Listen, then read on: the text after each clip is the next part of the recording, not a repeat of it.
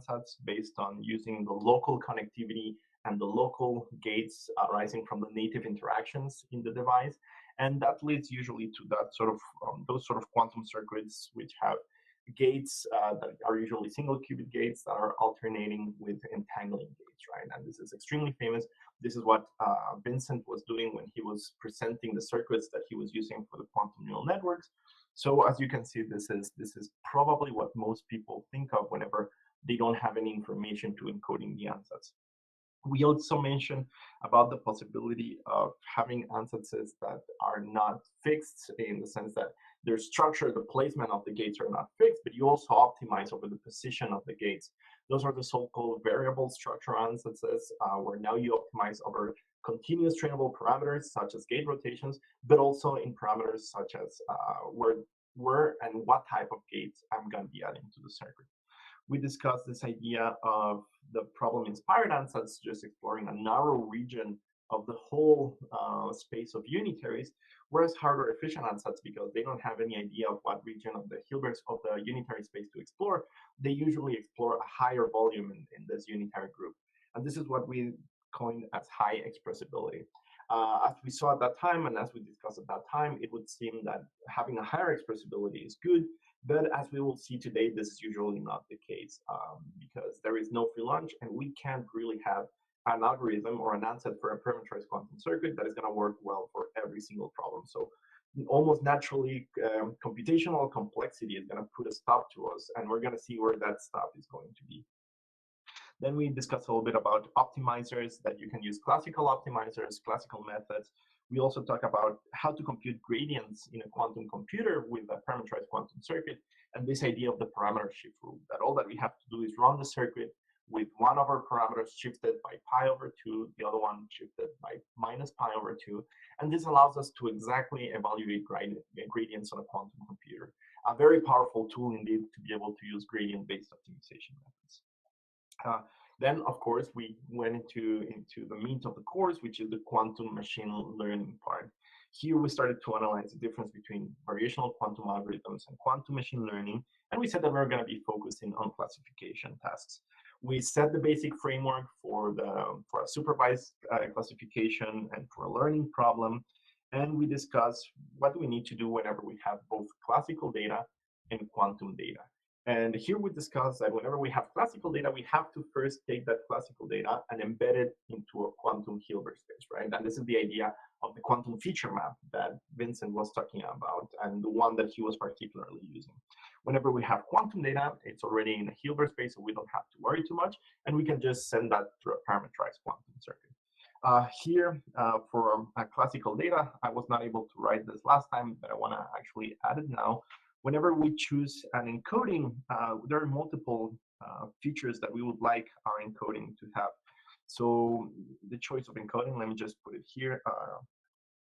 The encoder, this is something that I just mentioned, should be classically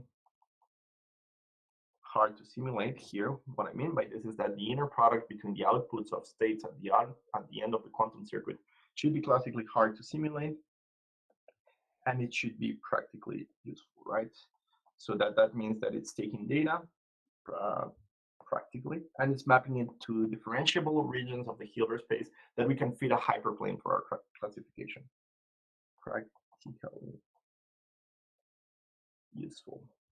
We saw different types of embedding, and here we discuss how the idea of taking classical data and putting it in a Hilbert space is this basic idea of a feature map in classical machine learning whenever we use the kernel trick and support vector machines. So that in this sense, we can actually think about quantum kernel methods where we use the embedding scheme as just a way to map classical data into quantum data, and then we do the kernel method for the classification by trying to fit this hyperplane. Of course, the kernel method will also work if we have quantum data. All that we need to do is build a kernel from the inner products of the data points in our quantum data set, right? So the kernel method also works evidently for quantum data. Then we discussed about quantum neural networks, and we said that in our context, a quantum neural network is a parametrized quantum circuit that we're going to be training. We define different types of loss functions via an example of binary classification.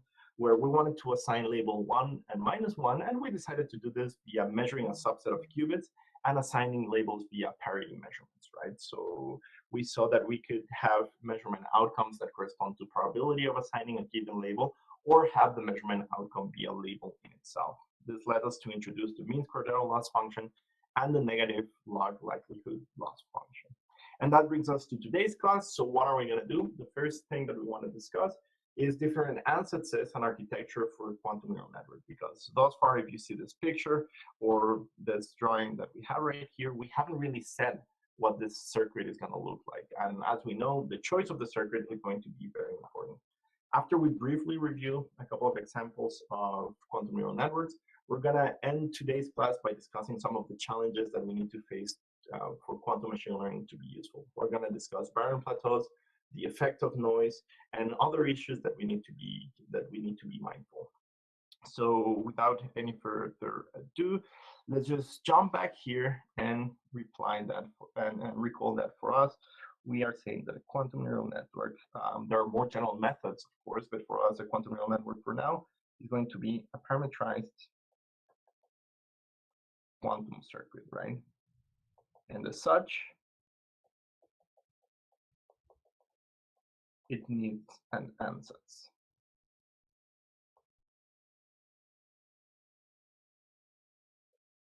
So which ansatz are we going to use? So I'm going to try to introduce 3 different ansatzes. The first one that we're going to introduce is a type of ansatz that we call dissipative Qnn. And this was introduced in this paper by Beer et al. Nature Communications 11/808 20, or archive 1902 10445. So the nice thing about this architecture for quantum neural network is that it naturally generalizes the famous and widely used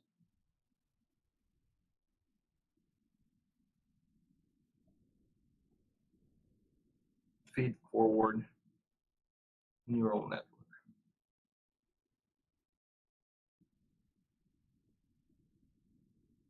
That is used for classical machine learning, right? So this is a classical picture that you have all probably seen, where we have a neural network that maybe looks like this. Then we have a number of nodes, which is joined like, I'm going to do just so that we have something a little bit different. We're going to have 4 here and maybe here 2. And we have something that looks like this, right?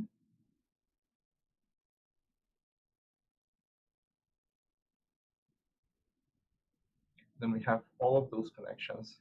I'm going to briefly talk about what this architecture right here means and what those lines mean. Right? So we have this. Right. So this is the basic picture that whenever you search for neural networks, you're going to get. Here, a circle, this is called a neuron, and a line connecting 2 neurons is called a perceptron.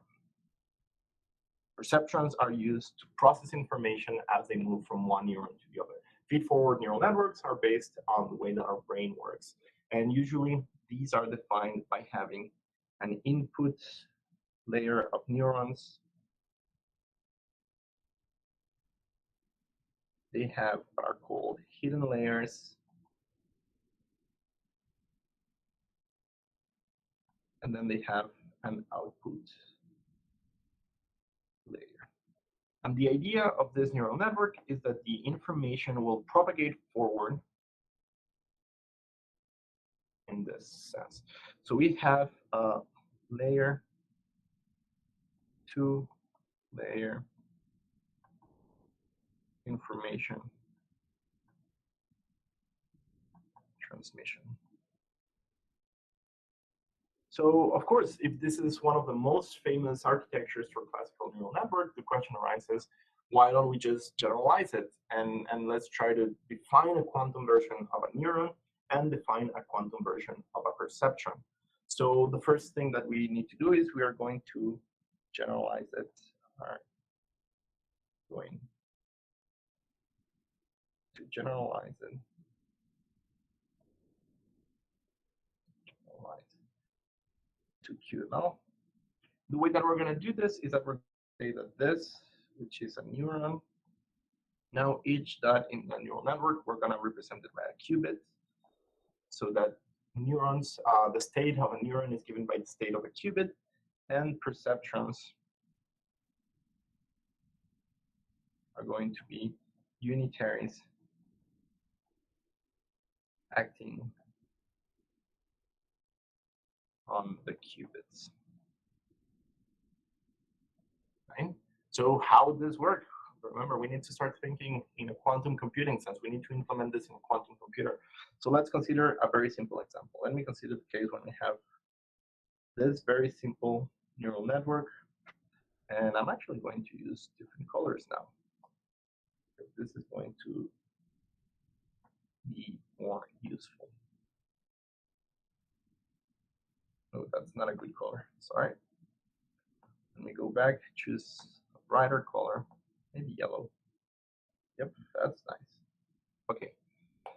So what are we saying here? We're saying that each one of those neurons is a qubit. Let's call this qubit 1 in the layer 1, qubit 1, qubit 2 in the layer 1, qubit 3 in the layer 1.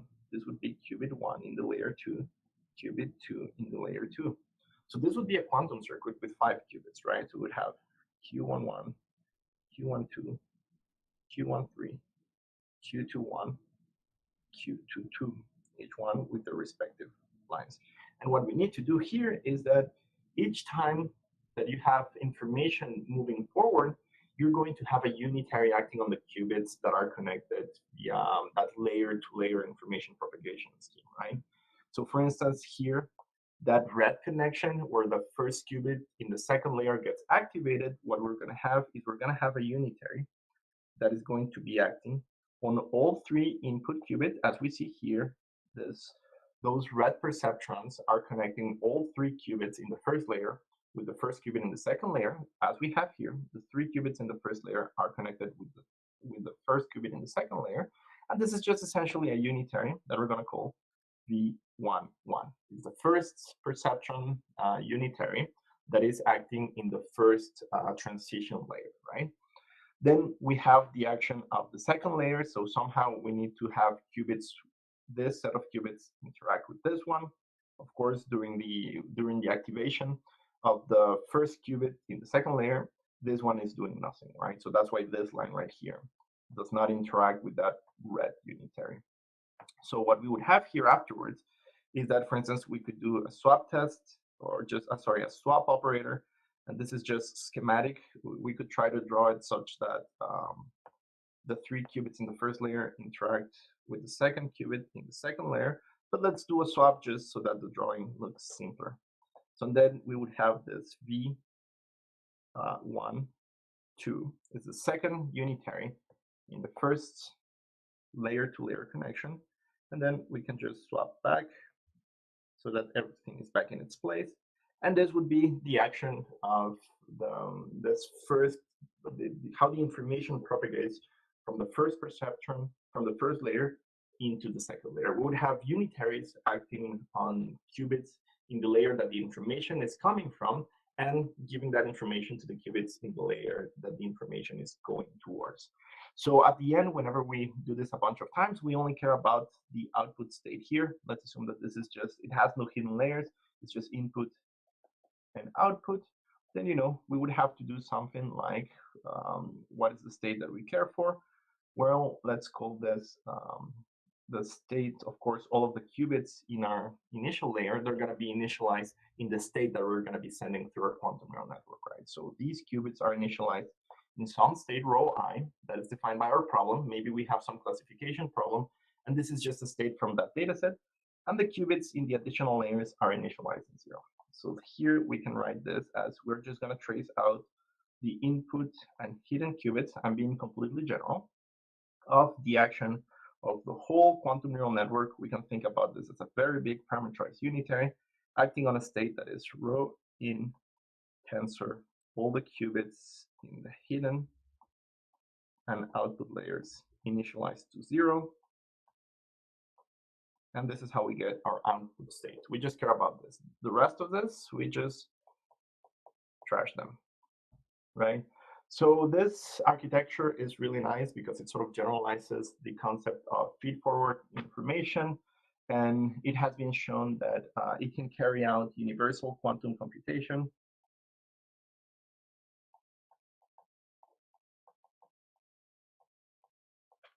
Universal quantum computation.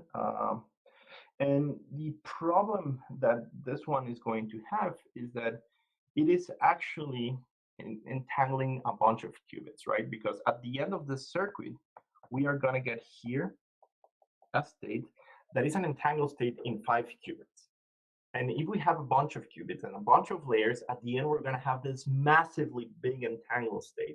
And as we will see in just a second, this is going to lead to some very serious issues because we are storing the information in non-locally in the correlations, in the quantum correlations between the actual qubits that I care and all the other qubits in all the other layers. So this is just an example. We're just taking an architecture for a classical neural network and readily just saying, okay, I'm just going to generalize it to the quantum case and just say my neuron is going to be a qubit, my perceptron is going to be a unitary, might not lead to the best results because, as we will see in just a second, this architecture actually has serious issues. So why do we call it dissipative? Because each time that the information moves through a layer, so we call it, this is, as we said, everything has pros and cons. The disadvantages of this, so this is the advantage. The con is that it creates big entangled states. Entangled states. And the information is stored in non-local quantum correlations. It also requires a lot of qubits because each time that we have a hidden layer, we need to add new qubits. So it is not qubit efficient. It requires a lot of qubits.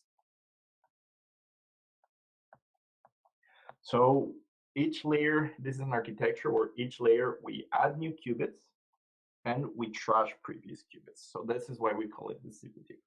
So now we can think about another architecture where each time that we have a layer of a quantum neural network, instead of adding qubits, we discard qubits. And this is an example, for instance, of the very famous quantum convolutional neural network.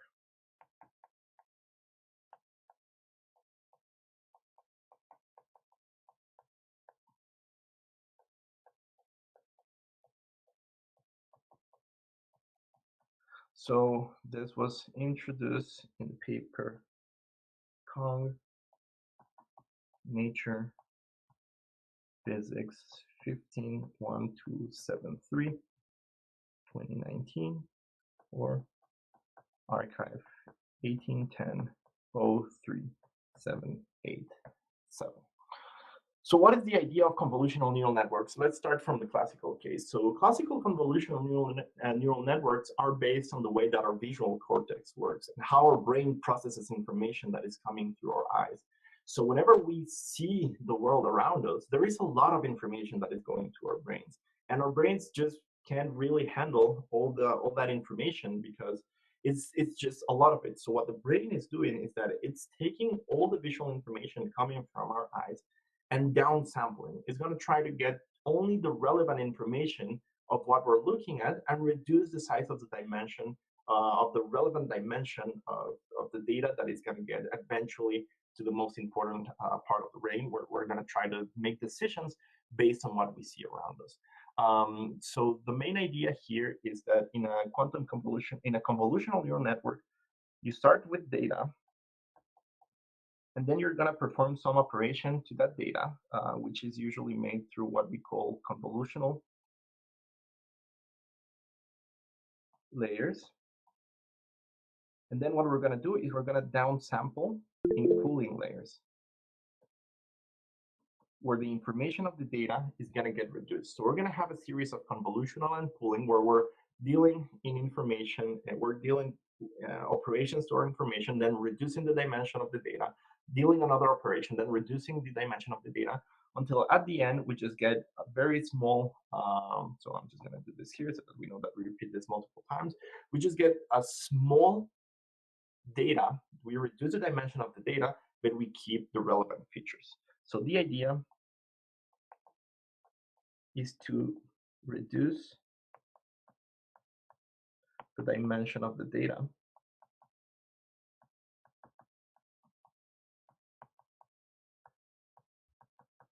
and keep the relevant features. So before we go to the quantum version, there is a question from YouTube that says, in this model, can we reuse the qubits from the previous layers in the next layers by resetting them?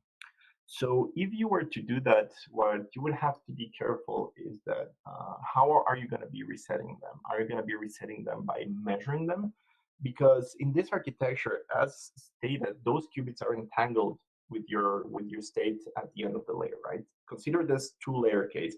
Here at the end, I have a quantum state that is a pure state that is an encoded big entangled state on 5 qubits.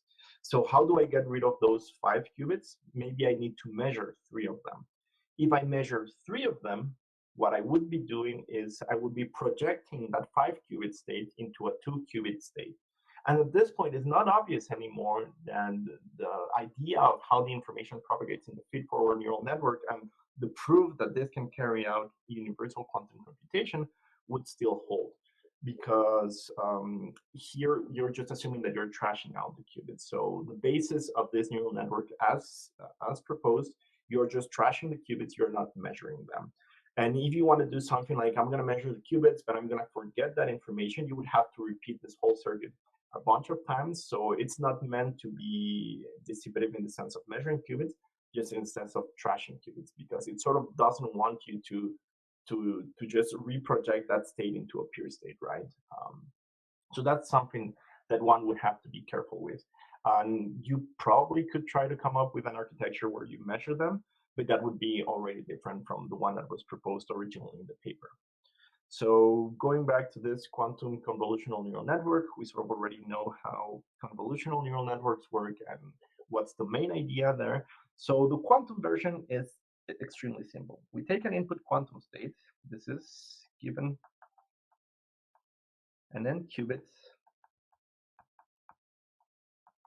quantum state. What we're going to do with it is we're going to send it through a quantum circuit that, as we said, at each layer is going to reduce the number of qubits. And we're going to follow this architecture of sequence of convolutional and pooling layers. So the convolutional layers are usually formed of 2 rows of, let's make it on 4 qubits for simplicity, so that we can see an example of a 4 qubit architecture, right? So it's going to have this form right here, where we have general 2 qubit gates that are acting on alternating pairs of qubits, just like the hardware fission ansatz. But then what we're going to do is, so let me just quickly say this right here is the pooling, the convolutional layer, where we're processing information so that whenever we discard qubits, we guarantee that we preserve the proper information. So this is a convolutional layer. And then what we're going to do is we're going to take some of those qubits. For instance, I can measure this qubit right here. And based on the measurement outcome, I can do a control unitary on this qubit, right? And I could do the same right here. I can measure every other qubit because I want to reduce the dimension of my data. So that means that in the pooling layers, I want to measure qubits, so that I want to trash them out, so that I reduce the dimension and the number of qubits where my information lives in. Whenever I draw a double line, this means classical data. remember in a quantum circuit, single line means quantum data, double lines means classical data because I measure the qubit. If I got 0, I do something. If I got 1, I do something. So here at the end of the pooling layer, what I'm going to get is now a 2-qubit state because I measured 2 of my qubits, right? So I went from 4 to 2. And the next, I might do the same. For instance, I might do a 2-qubit gate here. And then, for instance, I can measure, and this would be the next convolutional layer. And then I measure, and I do a controlled operation here. And then at the end, I obtain a 1-qubit state that I'm going to measure. So this would be the next convolutional layer. This would be the next pooling layer. So we're just repeating convolutional pooling with the goal of getting a reduced state at the end that preserves the information in my quantum state. So again, as we said, convolutional, let me just be explicit, layers, they are parametrized gates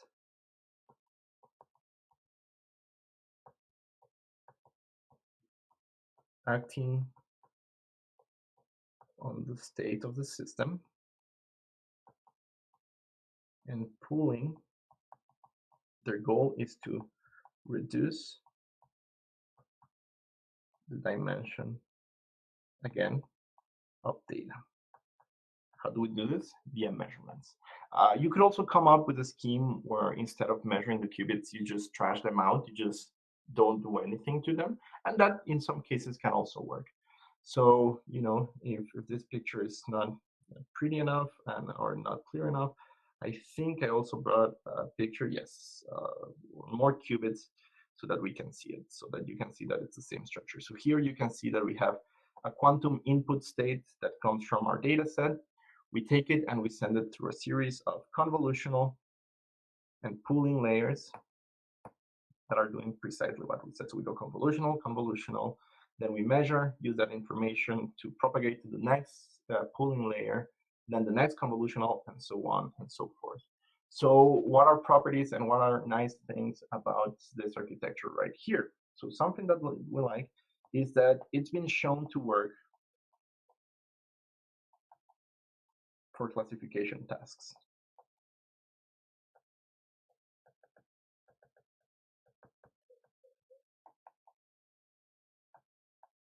Right? It is also nice because it's very shallow. If at each layer we get rid of half of the qubits, we start with n, then we have n over 2, then n over 4, then n over 8, and so forth. The maximum depth, the maximum number of layers that this architecture can have is order log n. So that means that we cannot go to very deep circuits because the architecture by nature is very shallow. Something that we might not like about this is that it's not obvious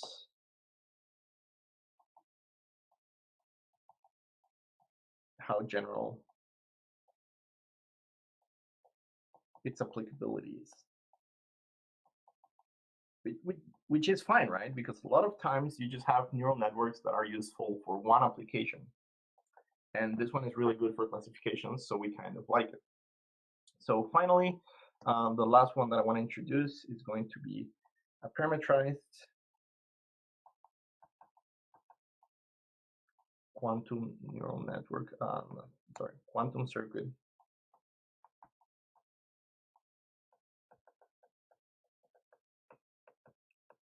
Qcnn. So we already saw an architecture where each layer we add qubits.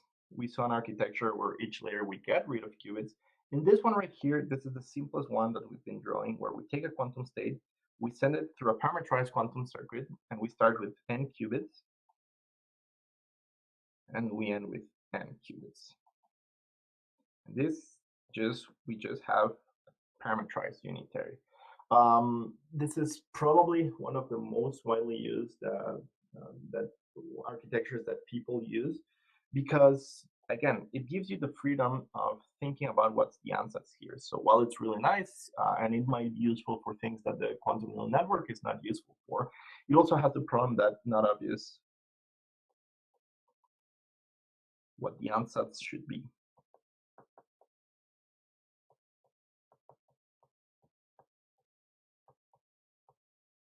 So in this case, I'm unfortunately not going to be able to give you something like a definition of this is the way in which this quantum circuit is going to be, because a lot of times this is just what research is about, trying to understand what the ansatz is. So for instance, you can have like a hardware efficient ansatz.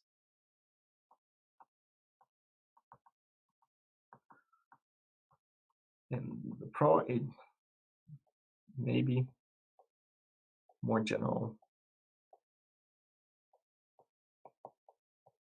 than Qcnn. Could be more expressible. Is this good? We'll see in just a second.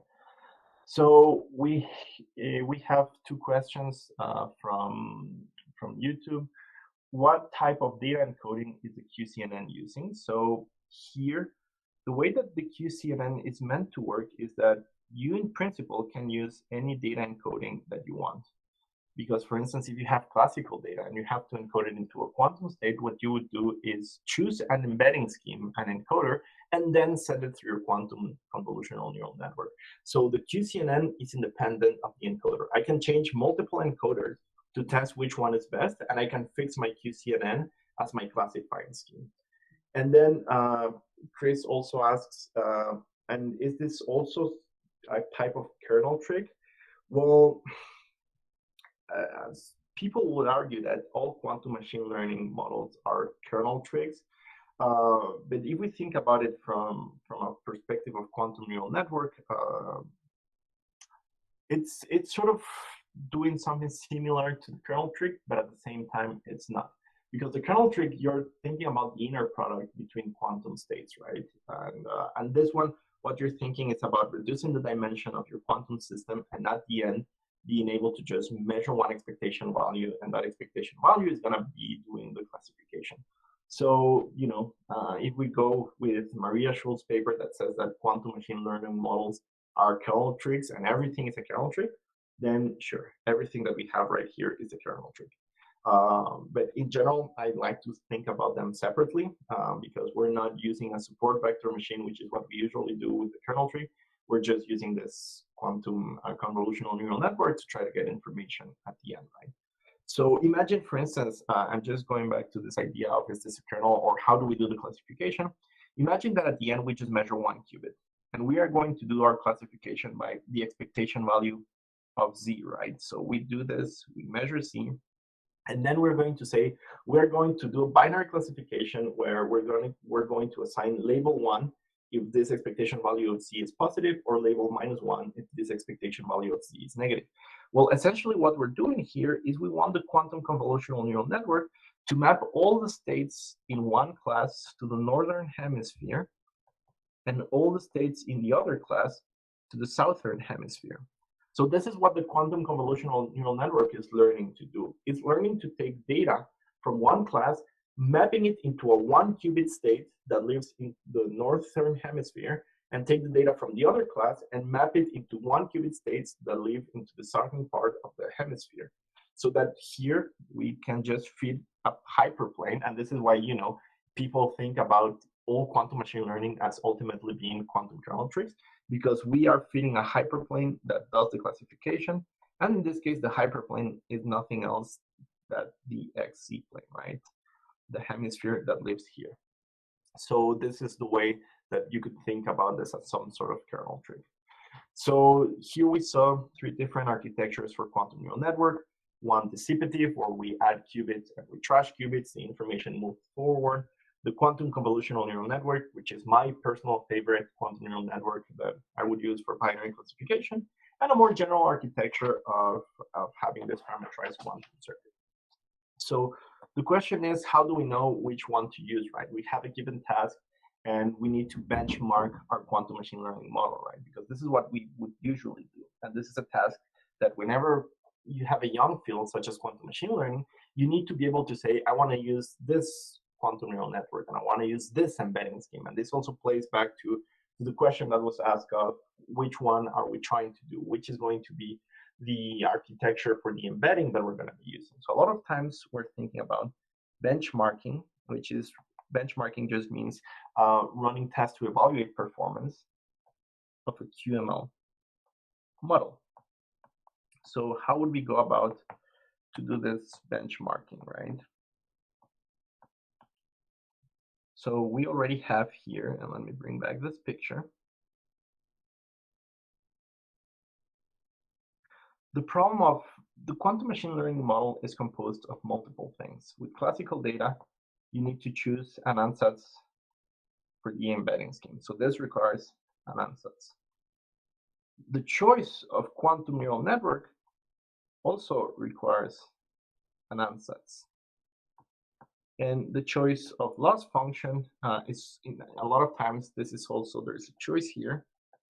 And what optimizer we're going to be using, there is also a choice here. So there are multiple moving parts that one can do. So for classical data, we probably want to try to do something like fixing the quantum neural network and trying different embedding schemes to see which one works better, right? But of course, this is a problem because if you don't know that your quantum neural network is good, you're sort of running tests on the combination of the two of them rather than one of them separately. So a lot of times, whenever we're trying to think about benchmarking a QML model, well, what people have been doing is benchmarking with classical data. And this, at least in my opinion, has the problem that you are trying to test the performance of a bunch of things. You have a bunch of hyperparameters. And this means that you're testing the embedding with the quantum neural network that you're using. And you can't really tell one apart from the other because it's just one big circuit, right? So what we've been trying to push is that benchmarking for quantum neural networks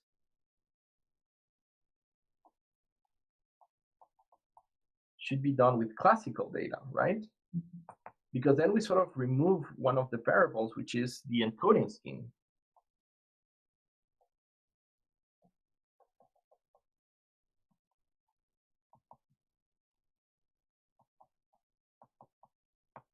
But of course, there is a question here, which is, what do we mean by quantum data? Right? How do we actually get quantum data? Because getting classical data is very simple. For instance, you can always just think about downloading the dogs versus cats data sets and just taking your images and putting them into your quantum computer. You can also have the MNIST data set of handwritten digits and just download it and put that into a quantum computer. And the advent of machine learning has owed a lot of its current use to the fact that there are standardized and widely publicly available data sets for classical machine learning that you can use to test your quantum machine learning scheme. In my own personal opinion, quantum machine learning is not terribly well fitted for classical data because we don't really know what the scope is. So I try to advocate for people using quantum data. Of course, the problem is, what is quantum data? How do we get quantum data? So there's multiple ways in which we could get quantum data. So we can think about quantum data being obtained as outputs of some physical process.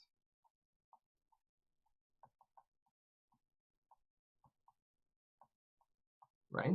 Maybe we have a quantum computer that is, for instance, in trapped ions. So I will have some physical process where my trapped ions are going to be undergoing some evolution under some Hamiltonian, and then I'm going to get some quantum states. And then I'm going to take that quantum state and I'm going to run my quantum machine learning model with it. But we can also think about synthetic quantum data. And by synthetic, what we mean is that it's not coming from a real world experiment. It's something that we're preparing, right? So the question is, we need to have data that first is well characterized and easy to prepare. Why does it need to be well characterized? Because, for instance, if I give you a data set that is composed of pictures of dogs and cats, but the labels are wrong. Some of the dogs are labeled as cats and some of the cats are labeled as dogs. Then your quantum machine learning model is not going to be really good because the data was wrong to start with, right? So you're not fitting it well characterized and good quality. So why should I also add this here? Good quality data, right? So we sort of want the same thing for quantum data sets. And recently, there's been a little bit of work on developing quantum data sets. For instance, this is a work from our summer school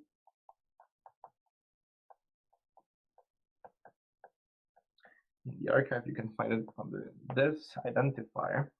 And there are multiple ways to prepare quantum data sets. So one of them could be, for instance, we are going to think about a Hamiltonian, for instance, and we want to learn to do classification of states that belong to different phases of matter.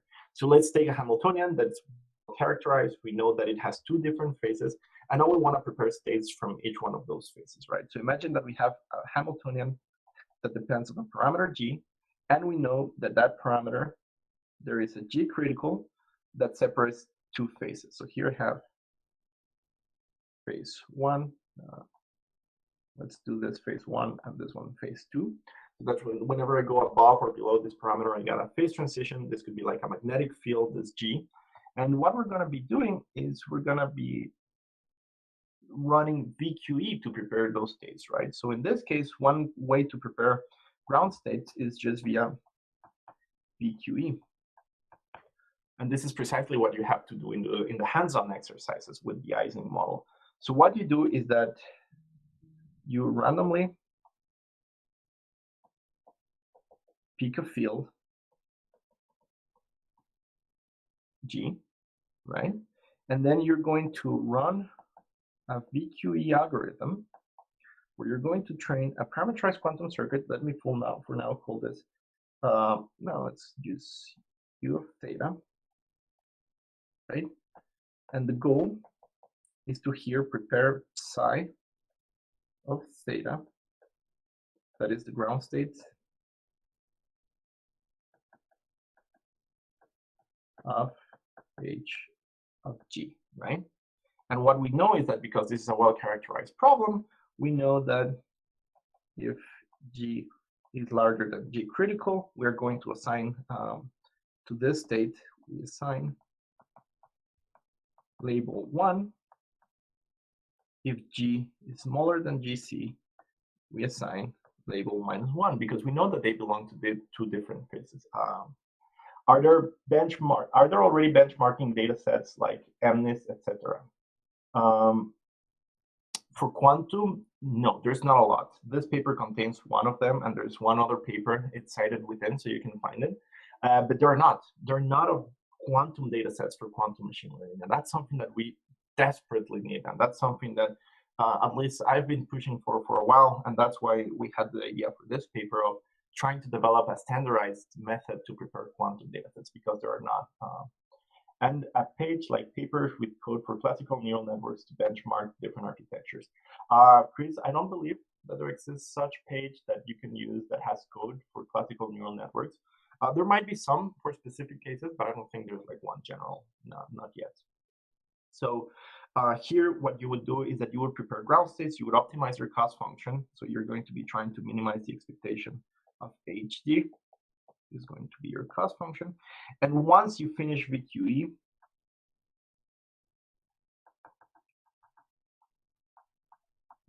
what we're going to get is a collection of states and their associated labels, YI.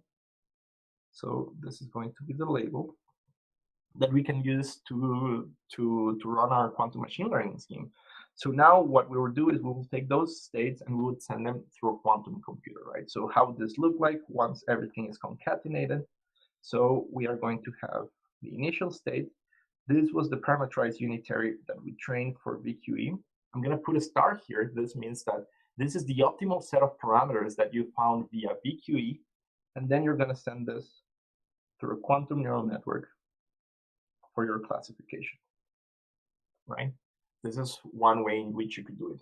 In this way, the complicated thing about this approach is that you need to solve VQE for each one of your points in your data set. So for a data set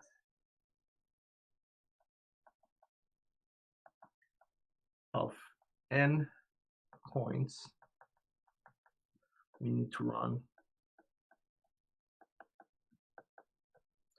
n VQE experiments, right? That's experiments. Let's complete this. So this could be computationally expensive. The second approach, which is the one that we took, is let's think about training.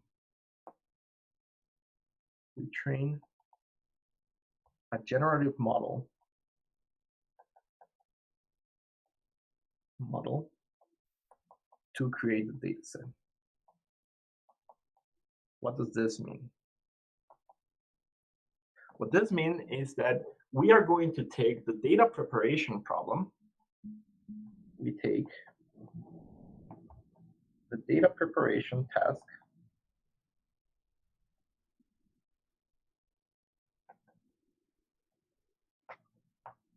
and we apply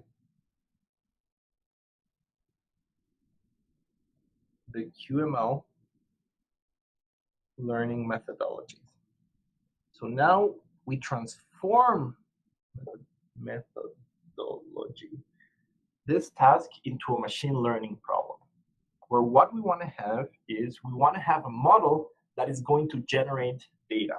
And this is really nice because the goal is here, train a model, train a QML model that generates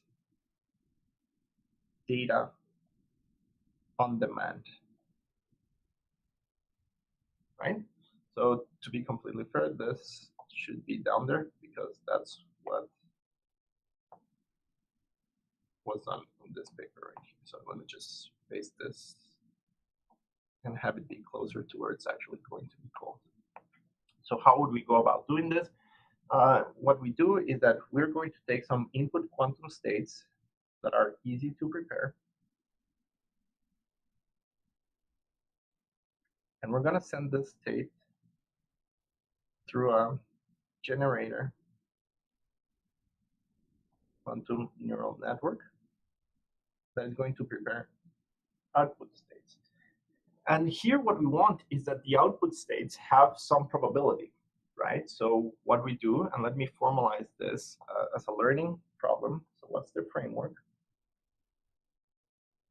What we want here is that we're going to have P be a probability distribution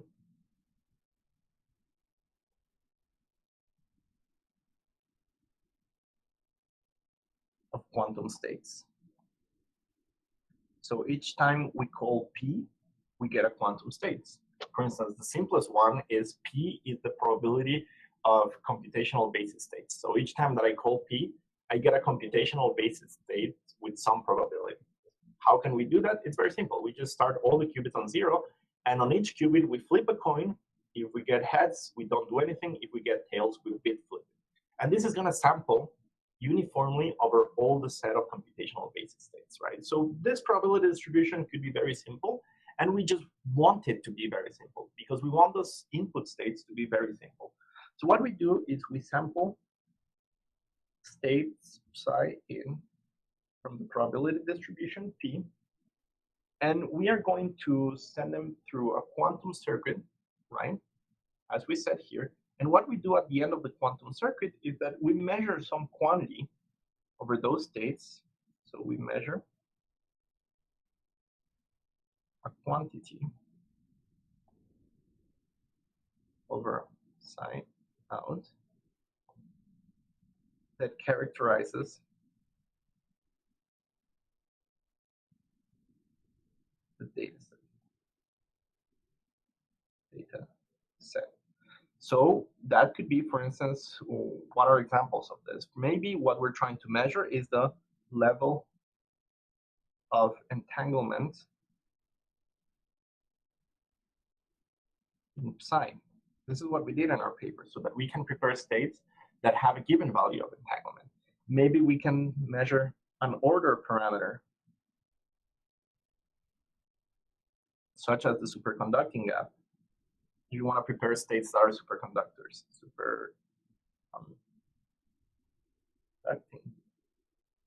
yeah, right? And we are going to call this as the measurement that we're going to be doing of our state psi out, right? We want this to have a given value. If this is, for instance, an order parameter, such as the gap in a superconducting system, we want it to have a given value. So we would like this to be approximately equal to a given value. And that value is then going to characterize our data set. But of course, we don't just have one data point. We have a multiple set of states that we're going to be sampling. And because this is a learning task, we can just frame this as we would like that the expectation value of this quantity, whenever we're sampling states, from our data distribution, is equal to that order parameter. And let me just go back. For instance, let me give you back the entanglement idea. Say I want to prepare very highly entangled states. I'm going to pick my favorite entanglement measure, and this M is just simply entanglement measure. And I want to train my model such that the expectation value of the level of entanglement in my output states is equal to the desired level of entanglement, so that I can prepare very high entangled states or very low entangled states.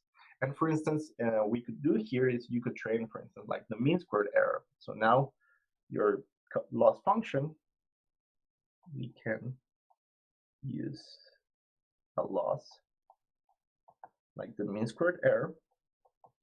That is just going to be the summation of however many points we have in our data set, I going from 1 to S, of the actual value of that specific measure minus the desired value squared.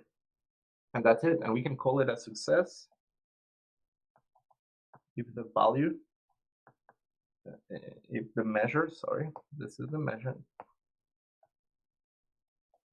sign out, is between eta minus some allowed error delta and eta plus some allowed error delta. So why do we actually like this? Because now we only have 1 or 2 optimization problems. Say that we want to do binary classification, right? And we want to prepare states that are very highly entangled and very low levels of entanglement. So now I go from n optimization problems, and for binary classification, now I only have classification. We have only 2 optimization problems. Because now the problem is not about how large is the data set. Once I train a quantum neural network that prepares with very high probability output states that are very entangled, I just start sending in however many states through this quantum neural network, and I have a guarantee that at the end they're going to be very highly entangled. And then I do the same with the low entanglement. I just prepare a bunch of states, send them through the quantum neural network, and at the end I can get a very small number entanglement states that have a very small number of entanglement. So this is a way in which we could transform and simplify the problem from n optimizations to just 2. And we do this through using a generative model. So transforming the task of preparing the dataset into a quantum machine learning task by itself. So this is just something fun that I wanted to share with all of you. And I think that we're really close to wrapping up this general idea of quantum machine learning, and we can start thinking about some of the challenges. Are there any questions at this point? I see one from the chat while you think about your questions. It says, could you quickly explain the difference between loss and cost function? So as we previously said in last class, I am using the term cost function for variational quantum algorithms that have no data, like VQE. VQE has a cost function. And just arbitrarily, I'm choosing to use loss function as the case whenever my algorithm has training data, like here. I have training data, and I'm trying to train a generative model. So I'm using the term loss function.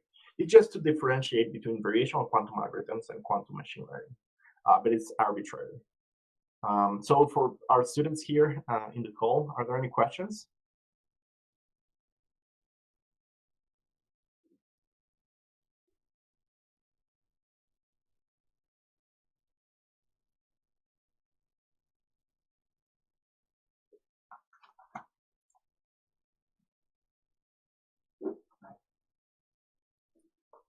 Okay, I don't think there are. So now we can start discussing about some of the challenges for quantum machine learning, right? Because we've discussed a lot of really nice properties, but this is not all pretty and dandy. There are some challenges that we need to overcome to be able to guarantee that our model is going to success, both in variational quantum algorithms as in quantum machine learning. So what are some of those challenges for near-term quantum computing?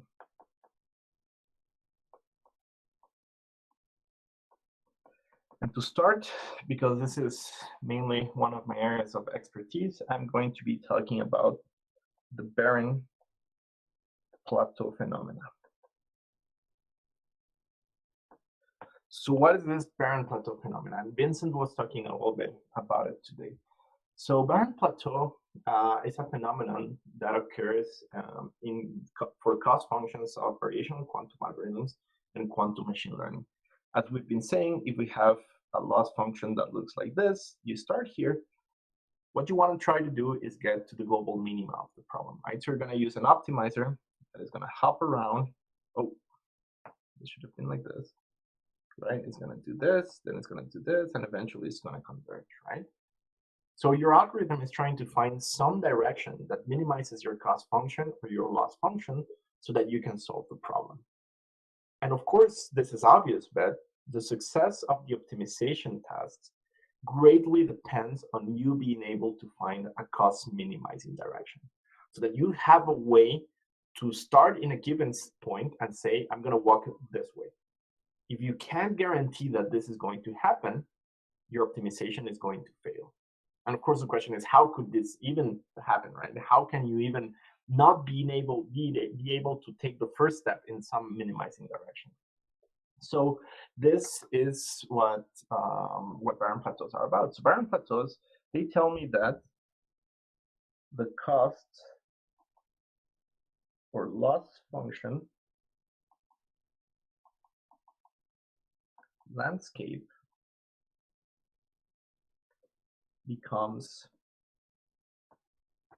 in average, exponentially flat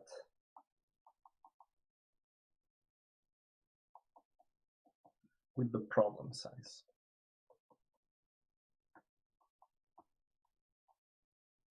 So this means that we have a problem, and as we scale it up, as you go from 1 qubit to 2 qubits to 10 qubits to 20 qubits, your landscape is going to essentially be something that looks extremely flat. You know, there is going to be some minima that is going to be somewhere, sure, but in general, it's going to be extremely flat. So if I start here, it's going to be very hard for me to know if I should go this way or this way. And of course, what's going to happen here, if you think about this image, is that the partial derivatives, which tell me information about the slope of the landscape of the cost slash loss, vanish in average again exponentially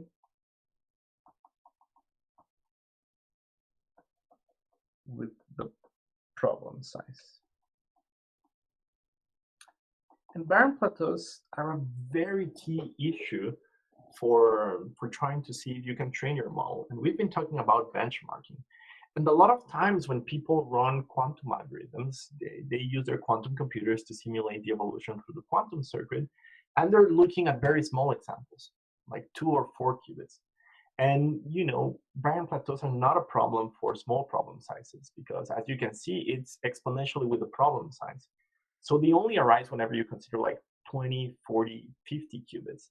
It's only in that case whenever you're going to be having some issues, and you're not going to see them in benchmarking your quantum machine learning or VQA with small problem sizes. So as we're going to see in just a second, barren plateaus are just a problem that you're not going to be able to see through heuristics. So if you can solve your problem in 2 or 4 qubits, that is by no means a guarantee that you're going to be able to solve your problems with large problem sizes. And barren plateau is one of those key issues. And it really hits quantum machine learning because a lot of times we can only simulate small problem sizes. And maybe we are not aware that whenever we scale up our problem to much larger sizes, then it's going to completely fail because the problems that we're solving are just too simple and they're not representative of the larger problem. So very quickly, I see that we have some questions from YouTube. The first, are there already agents like in reinforcement learning for generating different ansatses or Qnns? So yes, so that's sort of like the idea of generating different ansatses for Qnns. Those are the idea of variable structure ansatz, where you can use reinforced learning to try to create a scheme that is going to create good ansatses. So people have thought about that. I see that there is also another question from Jesus Salvador that says, how can a generalized bound in quantum learning models improve the performance? So that's something that I'm going to be mentioning in a bit, but there's not a lot of theoretical results for quantum machine learning. And for instance, one of the questions that we have is, how do we know if this is going to generalize well, right? Because we train with a given number of training points. How do we know that the model is going to perform well whenever it's presented with previously unseen cases? And that's what generalization is about. Well, recently, I took part in a paper with a great collaborator, Matthias Caro, and we precisely proved some generalization bounds for quantum circuits. I'm going to get that in just a second. I first want to talk about the challenges and finally about the opportunities. But there have been people studying the generalization bounds. So I want to give you some references here. So the first references and the most important, the one that discovered barren plateaus, is McLean, Nature, Communication, 94812, 2018. This is on the archive 1803-11173. We also have a paper that I worked with my collaborators here, Nature Communications, 121791, 2021, archive 2100550, and then another one, Arrowsmith, archive 2104-05868. Right. So let's start. As usual, let's try to give a mathematical definition of barren plateaus, because at the end of the day, this is a theoretical course, as we said at the beginning, mathematical definition of barren plateaus. So we've already given a definition in words. So what we're going to have here, actually before this, let me just try to further show why barren plateaus are just an issue for large problem sizes. Imagine that you have a quantum machine learning model that you're trying to solve, and that machine learning model has a barren plateau. And that means that the landscape is going to be, in average, exponentially flat. So that means that the difference between two cost function values is going to usually be of the order 1/1/2 to the n. This also means, of course, as we said, that the partial derivatives of the cost function are going to be exponentially vanishing, right? So this is the cost function in point A minus the cost function in point B. So cost concentration, my cost is essentially flat. Gradients vanishing, there is no slope. It's essentially the same thing, right? So the problem is that your model has a barren plateau. You don't know this. So you do benchmarking for 4 qubits and you try to solve the problem. So what's going to happen here? What's going to happen is that, the cost function differences are going to be of the order 1/2 to the n. So, they're going to be of the order 0.0625. And in order for you to be able to determine a cost minimizing direction, say that you're using a gradient-free method, you're going to compare 2 points. You're going to see which one is higher than the other. And you're going to take a step in the direction the cost functions being smaller. So we already know that in a quantum computer, we have to estimate things through measurement. And we know that the uncertainty or the statistical error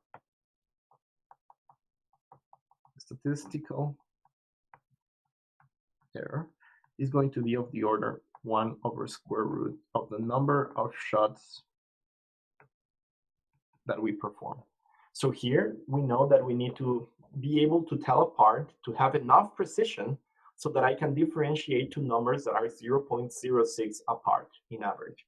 How many shots do I need here? Well, we just use this formula, and we're going to need a number of shots that is 256 shots. That's not too bad. You're probably using way more than this whenever you're training your quantum machine learning model with in your simulator or in your quantum computer, right? So you're going to be able to solve the problem, and that's all fine. And you're going to put out a paper where you have an architecture, you present the model, and you say, I was able to train it on 4 qubits, and hence I expect that this is going to work.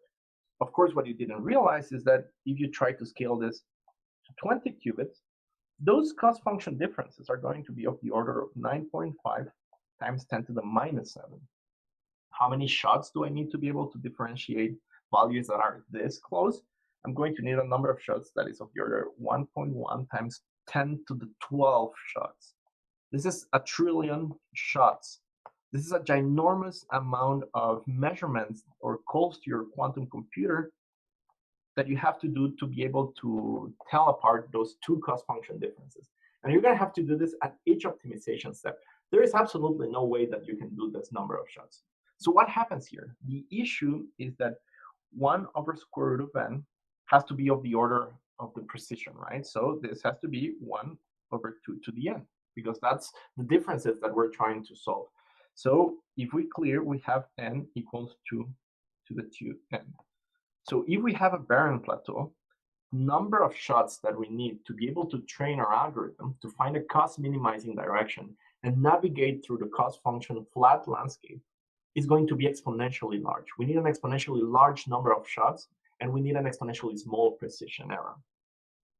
And of course, we already said that the goal of quantum machine learning and variational quantum algorithms is to beat classical methods, and classical methods scale exponentially with my problem size. So if I have a barren plateau,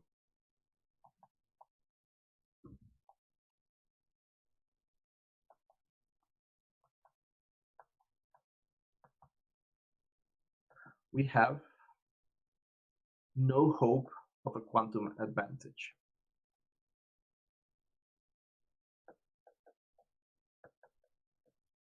So these are a very serious issue because they destroy every possibility that we have of achieving a quantum advantage, because our algorithm now scales exponentially and it's no better than any classical method. So this is truly an issue, right? And what happens if you say, okay, but maybe I don't want to do an exponential number of shots? What happens if I do less? Well, what's going to happen is that whenever you're trying to train in this flat landscape, you're just going to take a step. Say that we do like 200 shots. Well, with 200 shots, your uncertainty is going to be too big. And the direction of the optimization is going to be dictated by statistical error, statistical noise. So instead of optimizing and finding the direction that takes you towards the global minima, what you're going to be doing is a random walk. You're going to take a step left, then a step right, then a step left, then a step right. And you're not going to be converging. You're just going to be walking throughout the landscape without being able to find the global minima. So, of course, as we saw here, this happens for the gradients and for just cost concentration, where we compare 2 points. Gradient-free methods, they are based on comparing different cost function values. So barren plateaus will absolutely affect gradient-free methods, and evidently they will affect gradient-based methods. So if you are in a barren plateau, there is absolutely no hope of finding a way out of that barren plateau. You will just not be able to find it, right? Because it's not an issue about the optimizer, it's a precision issue. So with this in mind, I want to give first the mathematical definition. And of course, the big question that everyone has is, how do I know if my model has a barren plateau? Because I can propose a cost function, propose an ansatz, and train on my computer in my laptop for 4 qubits. How do I actually know if I have a barren plateau and if I'm going to be able to train? Well, we're going to get to that in a second, but first I want to give a mathematical definition. So we say that C of theta has a barren plateau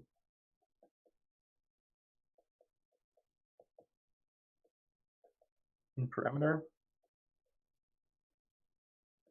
theta k if the variance over the set of parameters of my partial derivative,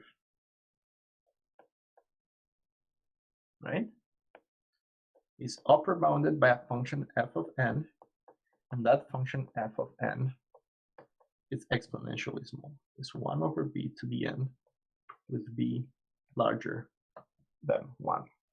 So why do we have a variance here? Why we went from this definition of barren plateaus and all of a sudden we get a variance? Because this result can be interpreted from using Chebyshev's inequality. So Chebyshev's inequality tells me that what's the probability that a given variable x differs from its mean by a quantity c. Well, this is upper bounded by the variance of x divided by c squared. So how do we use this in quantum computing? So first thing, as we're going to see in just a bit, usually the expectation value of the partial derivative of the cost can be explicitly shown to be equal to 0. That means that the landscape is not tilted. I have as much positive as negative slopes. So this tells us that the probability that my partial derivative are larger than a given number, I think this is equal, yes, than a given number c. So I want to see what's the probability of me having very large gradients, right? What's the probability of me being actually be able to train because I have polynomially large gradients? Well, this is upper bounded by the variance of this partial derivative. So if this quantity right here is in turn upper bounded by an exponentially small quantity, this tells me that the probability that my gradients are large is exponentially small. So in average, my gradients are just going to be essentially flat. We could always just try to phrase barren plateaus in an alternative definition.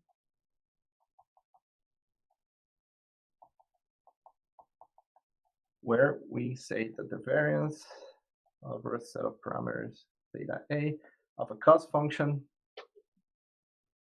difference CA minus, so I'm just comparing the cost function at two different points. So what's the expected value of cost function differences? Well, this is also going to be upper bounded by this exactly the same exponentially small quantity. So there's something that you might be able to say looking at this plot right here, right? We know that the solution is out there somewhere because our cost function was well defined. So it has a solution. So there has to be a point where my cost function is 0. Maybe if I do a random walk, if I take a step right, left, step right, left, I will eventually reach that point, right? Maybe I'm just lucky enough. Maybe I just initialize my parameters and I somehow initialize them inside of the well. Can this actually happen? Well, unfortunately, another result has been shown, which is called narrow gorges. And this is a result which is not like barren plateaus, a statement about the flatness of the landscape. Narrow gorges are a result about the valley that contains the minima.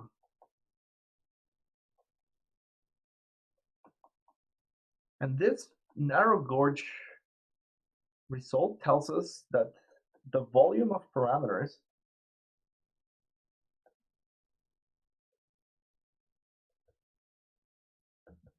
that lead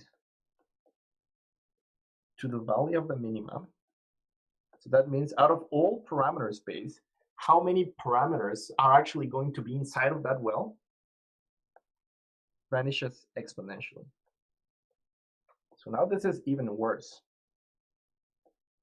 because that means that that gorge where I can actually fall into the well is exponentially small. So I can't really just hope that I will randomly initialize and end up in the well, or that maybe by chance I will walk into the well, because the well is exponentially small. It also vanishes. So if we have a barren plateau, we are essentially just screwed. So the question is, okay, why would a barren plateau arise? And that's the next thing that we're going to be looking at. Are there any questions up to this point about barren plateaus and narrow gorges? This is just the definition. Now we're going to see what are the different conditions that can lead to a barren plateau. So, any questions?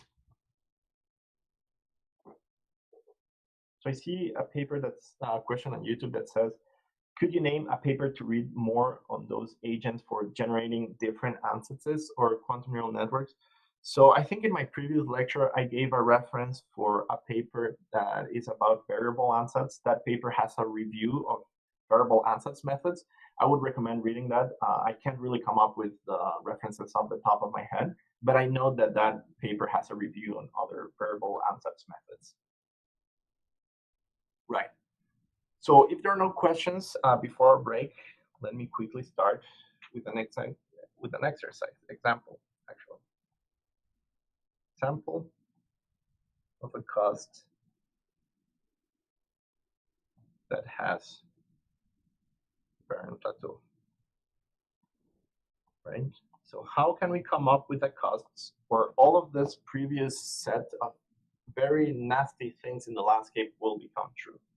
So the example is a simple. We've already talked about compilation, and we've already talked about a problem of, so let's start with consider a problem of fixed state compilation. We talked about this a couple of classes ago, fixed state compilation. Let me review the problem.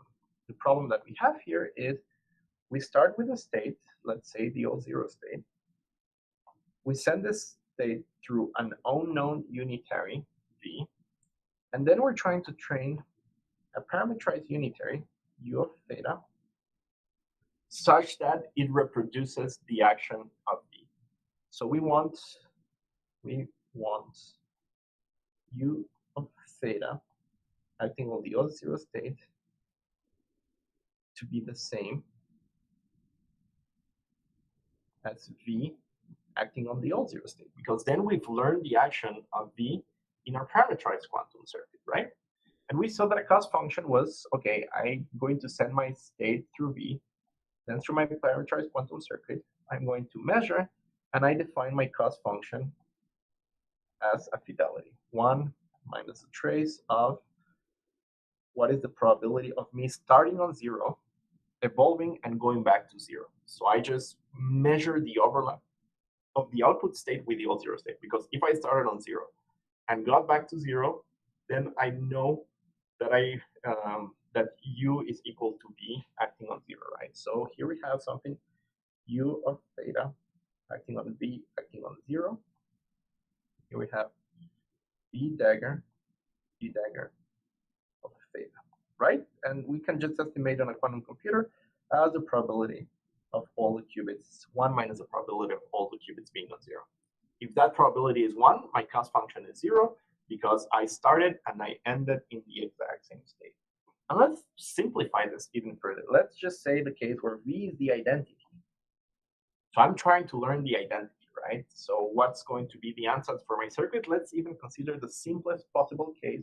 And we're going to say the super toy model of U of theta is just given by single qubit rotations around the y-axis. And as I said, I started with 0. So now how does my circuit look? I start with 0. I do nothing to 0 because V is the identity. And then I do a single qubit rotation, right? So this is an extremely simple problem. You can actually see the solution. The solution is have the rotations do nothing, because I start with 0, send through V, which does nothing, send through U, where if I don't rotate my qubits, I just stay on 0, and hence I start on 0 and end on 0. This is a problem that doesn't even have entanglement. The qubits are not even entangled. Now, the question is, would you believe me that the cost function for this extremely simple problem that you can just literally look at it and know the solution, we know that a solution exists. We know that theta I equals 0 for all I leads to C of theta being 0. I start on 0, I end up on 0. But if you try to solve this problem numerically using the formalism that we've been discussing, you will have a barren plateau, and you will not be able to train. So this is what we're going to look once we come back from our break. So we're going to come back at 12:10. That's 14 minutes for now. I'm going to cut by a couple of minutes our break because we still have a little bit of ground to cover. But as we will see, this is a problem where it's extremely simple. It's way too simple to have a barren plateau, but as we will see, it actually has a barren plateau. And you can try to code this in your computer. You will not be able to solve this problem for 50 qubits numerically. If you perform measurements, you will just not be able to do it. So let's take a quick break, and I will see everyone here back in 13 minutes at 12:10 for you, 11:10 for me. Right?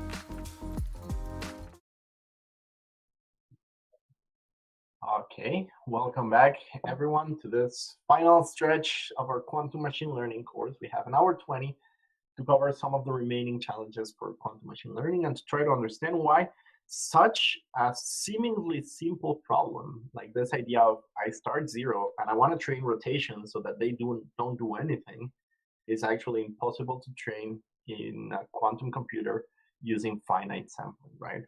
So we've already said the task is very simple. I start with 0, I rotate each qubit, and I go back to 0. So let's think about what's the action of this ansatz that we have, our simple single qubit rotation ansatz that doesn't even have entangling gates.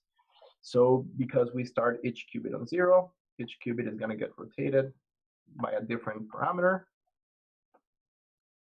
right? So it's very convenient to know what the action of a given rotation on the O0 state is. And the solution is that what we're going to get here is a state of the form cosinus of theta over 2, 0. Here we have a state of psi plus sinus of theta over 2, 1. So this is as simple as what each one of my rotations do. And what is the state here? Let me call this qubit I is rotated by a parameter theta I.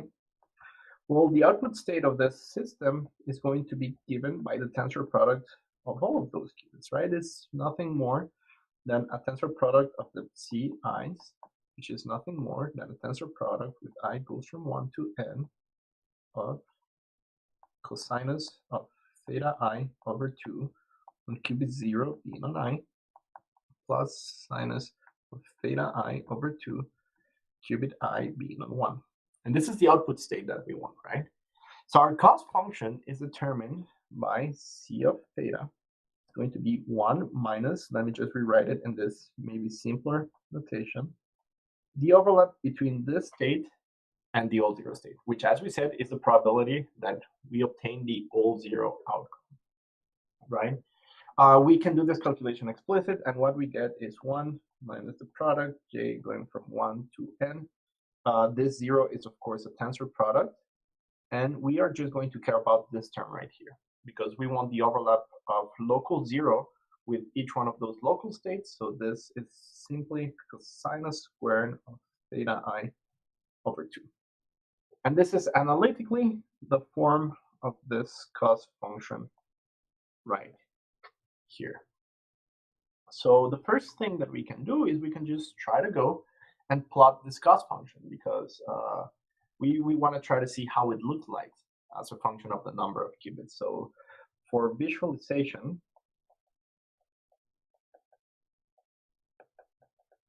of course, we cannot visualize this cost function because it has n different parameters. We have n different rotation angles theta. It's very complicated to see, but for visualization purposes, let's set theta I equals to theta 1 if I smaller or equal than n over 2. So we're going to set half of the angles to be one angle, this is 1, and half of the other angles to be equal to another one. Because now we can just do a two-dimensional cut of the cost function landscape, and we can visualize it, right? So here, let's add this right here. So this was generated in Mathematica. Here you can see that the function that I'm plotting is simply the cost function that we just said. It's 1 minus half of the qubits being on angle theta 1, half of the qubits being on angle theta 2. So this is a system of 4 qubits, 20 qubits, 100 qubits, right? And look at what happens to the cost function. For 4 qubits, it's a pretty nice and well-behaved cost function. But as I start to increase the number of qubits, you can see that the cost function landscape starts to become flatter and flatter in average, and that you get this phenomenon of being essentially flat with just one well at the solution, which is, of course, all the parameters being equal to 0, right here. And that the volume of this gorge actually becomes, so it closes down in itself, right? And you can even see that already Mathematica has problems here trying to plot this, right? But it doesn't matter. The important thing is that we can here visually see an extremely simple problem where we already have a barren plateau. And this is concerning because this is trivial. This is extremely trivial. And I can't even train this if I have measurements, right?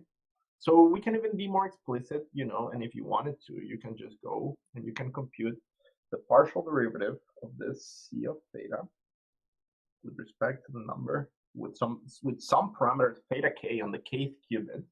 And what we will get here, this is extremely simple, theta k over 2 sinus of theta k over 2 product when j is different than k of cosinus squared of theta j divided by 2. We can double check very easily here. I'm going to skip the math because we're kind of short on time, that the expectation value of this partial derivative with respect to all of the parameters is equal to 0. How do we compute this expectation value? Well, it's very simple. Let me just do this first one so that you can see how it's done.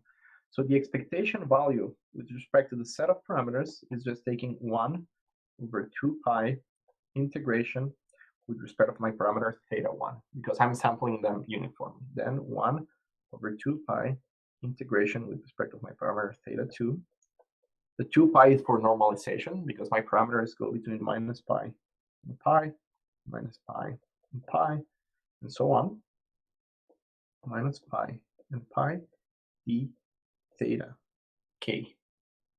And because this cost function is a product, I'm essentially going to be computing something that looks like the partial derivative of C of theta with respect to theta k is going to be 1, and it's going to be a product when j different than k, then 1 over 2 pi integration of d theta j cosinus squared theta j over 2 for all of those terms whenever I integrate them with the respective integral. And then I have 1 over 2 pi minus 1 integration of cosinus theta k over 2 sinus of theta k over 2 d theta k. And you can verify that this is it's equal to 0 because of this term. So we can see if the conditions for the barren plateau will hold. What is going to be the variance of the partial derivative of theta with respect to theta k? Because we've already seen it visually. Now we want to try to prove that the equation of the barren plateau actually holds. So this is just the expectation value, and here we're using the form, the variance of a random variable x is just the expectation value of x squared minus the expectation value of x squared. So this is going to be theta k squared minus the expectation value of C of theta with respect to theta k squared. We already know that this is 0. And if you do this math, you're going to get something extremely similar. And let's just take this right here. Oh, I'm going to copy this. Nope, I don't want just that. I want to get everything. So copy, paste. Ooh, it always happens. I always cut whenever I want to copy, right? Kind of, good enough. The only thing that we need to do is we need to square it up because we're taking the cost function squared. So that's going to make this 2 be a 4. And here I'm going to get this minus is going to go away, and I'm going to get a cosinus squared, sinus squared. So each one of those integrals is going to give me 3/8. This one right here is going to give me 1/8. And my variant is going to be 3/8 to the n minus 1, because I have a product of n minus 1 times 1/8. And this is a quantity that vanishes exponentially with the number of qubits. So we can verify that this cost function, this very simple cost function, has indeed a barren plateau. So why does it have a barren plateau? Why do we get this sort of unexpected result in such a simple problem? Our cost function was well defined. It's just like the overlap between two quantum states. And this is actually precisely the problem. And this is the first time that we've realized that the way in which we define the cost function for a task can actually impact if we are going to be able to solve the task or not. And this is a barren plateau that arises from the fact that this cost function compares, because it's a fidelity, it's an overlap, two objects living in an exponentially large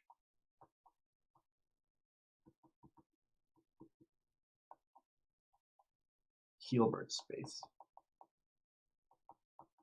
And this is a global cost function because, again, it's comparing observables or objects that live in exponentially large Hilbert spaces. And this is actually very bad. And you can actually prove and generalize this result that barren plateaus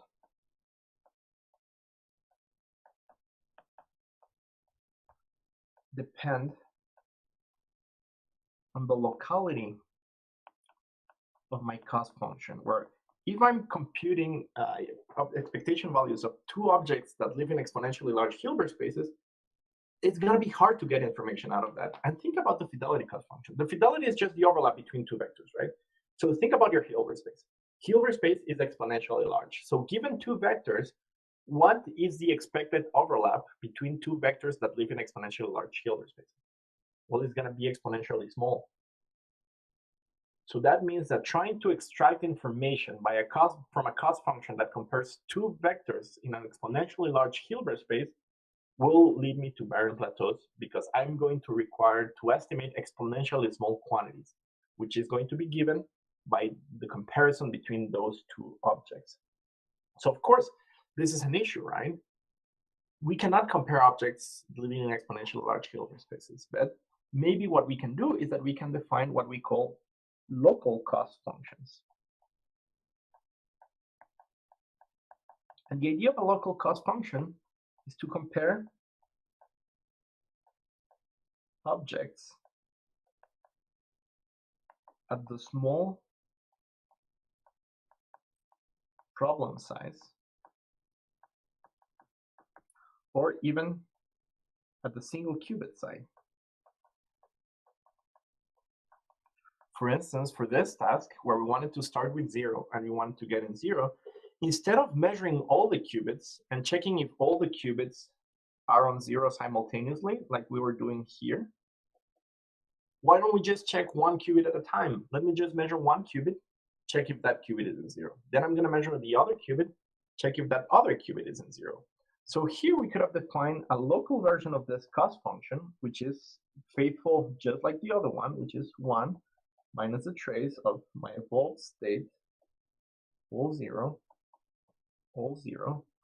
u dagger of theta. And now here I have a local observable. So before we had a global observable, which was I'm going to be projecting onto the O0 state and checking what's the probability that all the qubits are on 0. But now I can define a local projector, which is I'm going to average over all the qubits and just check if the individual qubit is in 0, while I don't measure all of them, all of the rest of the qubits. So here the cost function looks like I run my state through the circuit, and then I just measure the first qubit, check if it's in 0. Then I do the same and just check if the second qubit was on 0 without measuring anything else, right? And I repeat this n times when I'm checking locally if each one of the qubits wasn't 0. So of course, this has a trade-off, right? I have a polynomial increase I went from running one circuit, and now I need to run n circuits. And of course, this cost function now can be written as 1 minus 1 over n, the summation that the probability that qubit j is on 0. So I'm just checking locally. So now I have to run n circuits. But what's really nice about this is that if we run this quantum circuit and we try to check what would be the variance of the partial derivative of this quantum circuit, we're going to get this really nice result that the partial derivative of CL with respect to theta, with respect to parameter theta k, and I don't want to compute this, so I'm just going to check the result, is equal to 1 over 8 n squared. And you can check this by yourself. So this means that this quantum circuit only requires a polynomial number of shots for me to be able to estimate a cost minimizing direction. So I traded my exponential scaling from my Barron plateau from a polynomial scaling by just running this local quantum, local cost function. So what this teaches us is that not all cost functions are the same. And in general, what this teaches us is that global versions of the cost function are not good. Well, as local versions, they should be good because they allow us to train our algorithm without having a Barron plateau. Now, of course, this is just something that we derived for this toy model problem. The question is, will this be generalized to more general circuits where I have an ansatz or maybe more general problems? Well, what's really cool about this is that we've been able to show that for hardware efficient ansatzes that look like this, if I have a global cost function where I measure all the qubits like this, doesn't matter what the depth of the circuit, I will always have a Barron plateau. And this is really bad. But if we have a hardware efficient ansatz with a local cost function, I should be rewriting this. I don't want to use red everywhere. Global, local. What we're going to get is that, and let me try to make sure that we say that this is local. So let me just say that we're measuring one qubit here. So let me just get rid of everything here. Right. So now I have a local cost function. So now what we have is that there is a regime where this is going to be trainable. And we have no Barron plateau here. And we can explicitly prove that the variance of the cost function partial derivative is at most polynomially vanishing. It's not going to be exponentially vanishing. Of course, if we go to very deep circuits, we can also have a Barron plateau. And here we have some transition regime. So, this tells us that even local cost functions can still have issues if we have very deep circuits. So we have to be careful, but there is hope because there are regions where we can guarantee that your cost function will not have a Barron plateau. And this is really great because this is what we want. We have guarantees that our cost function will not have a Barron plateau. And here you can ask the question, how come this has a Barron plateau here? The cost function is local. Why do we actually get to a Barron plateau? Well, what happens is that, there are other sources of Barron plateaus. Because here we said local cost functions can prevent you from having Barron plateau for shallow circuits. But what happens if we go to deep circuits? And this is because there are multiple sources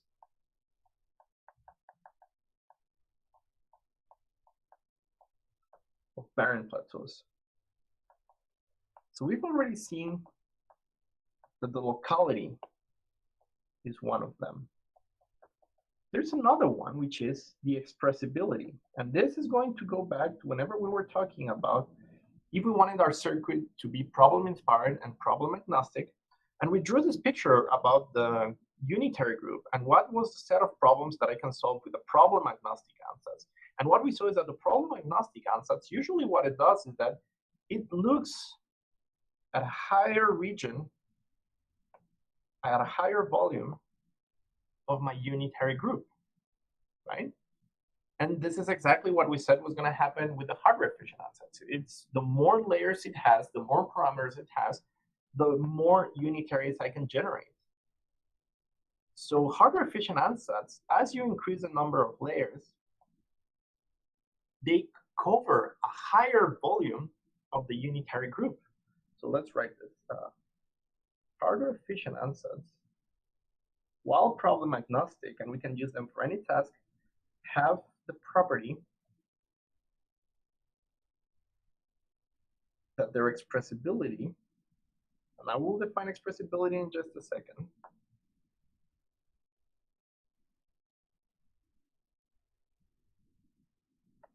increases with the depth.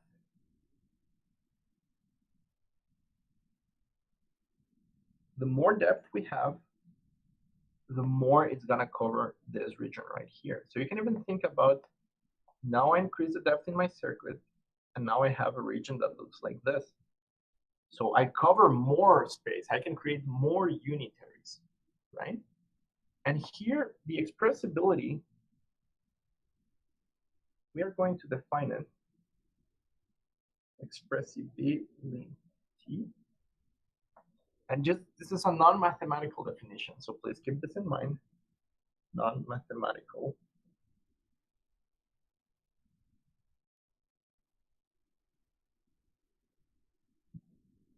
As a measure of how uniformly the circuit creates unitaries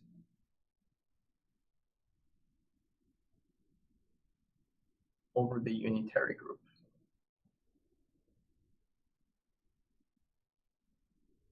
So the expressibility, it's actually weird because it measures this with respect to the uniform distribution. So usually a circuit with high expressibility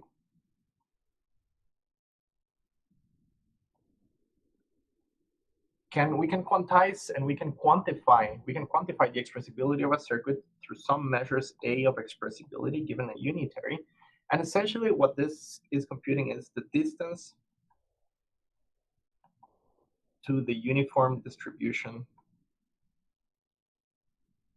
Distance to the uniform distribution of unitaries. And that's, of course, a harm measure. I'm not going to go into details about this.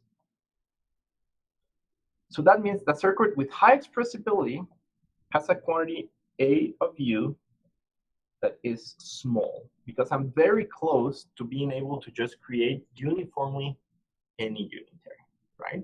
So we said hardware efficient ansatz, as I increase the depth, they become more expressible. Well, it's been shown here, and let me give you a reference here. This is Holmes Archive 2101 02138, 2021, that the variance of the cost function partial derivative with respect to a parameter k is upper bounded by a function that depends on A of U. It's actually upper bounded by this via some term that doesn't really matter here.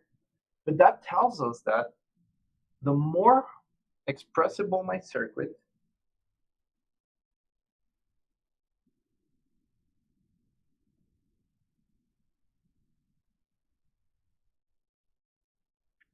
the smaller the gradients.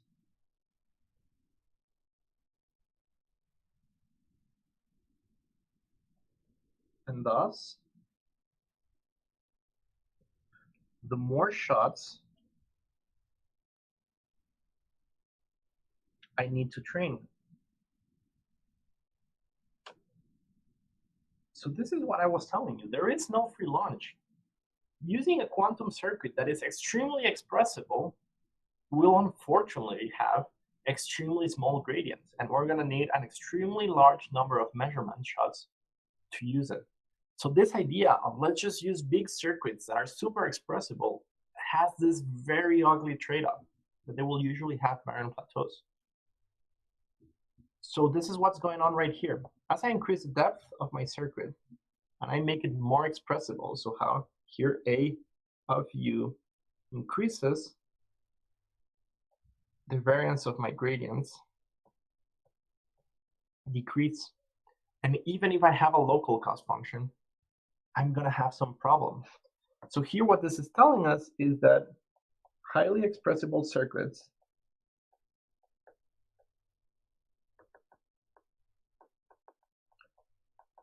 as we said, those are those that if this is a unitary space, they have a distribution of unitaries that is very large, will have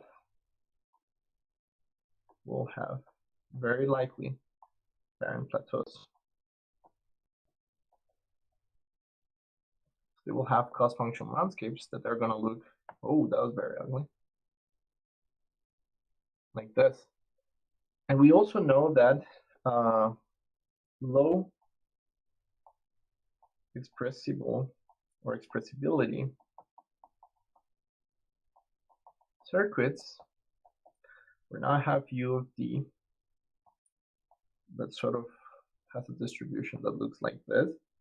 And of course, the hope here is that the solution of the problem UA, if there is a set of unitaries of a problem that I'm trying to solve, I want this small set of unitaries to have some overlap with the unitaries that solve my problem.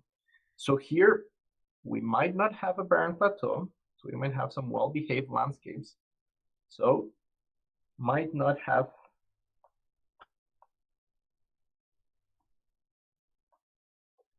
a barren plateau.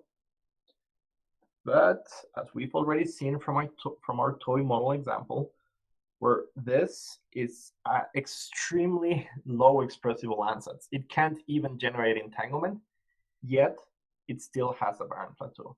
So low expressibility does not guarantee absence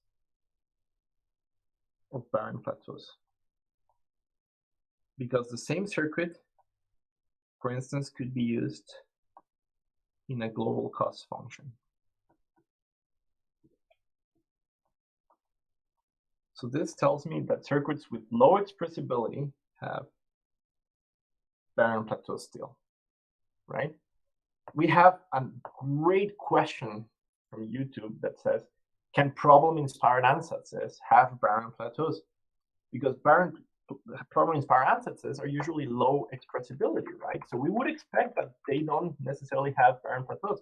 Well, we have this paper with La Roca on archive 2105-14377.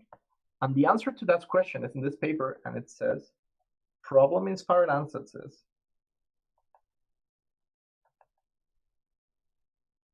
which were previously believed before this paper to be a way to avoid barren plateau, such as QAOA, UCC, or other type of ansatzes like the Hamiltonian variational ansatzes, the quantum optimal control inspired ansatz, I'm just name dropping at this point, are not immune to barren plateaus. So even problem-inspired ansatzes can have barren plateaus. And of course, the question is, okay, so how do I know if a given circuit is going to have barren plateau or not? Well, the only way in which we can do this is do a principled analysis. So the way to analyze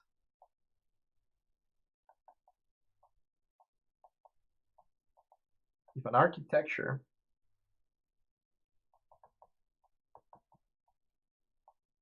has barren plateaus,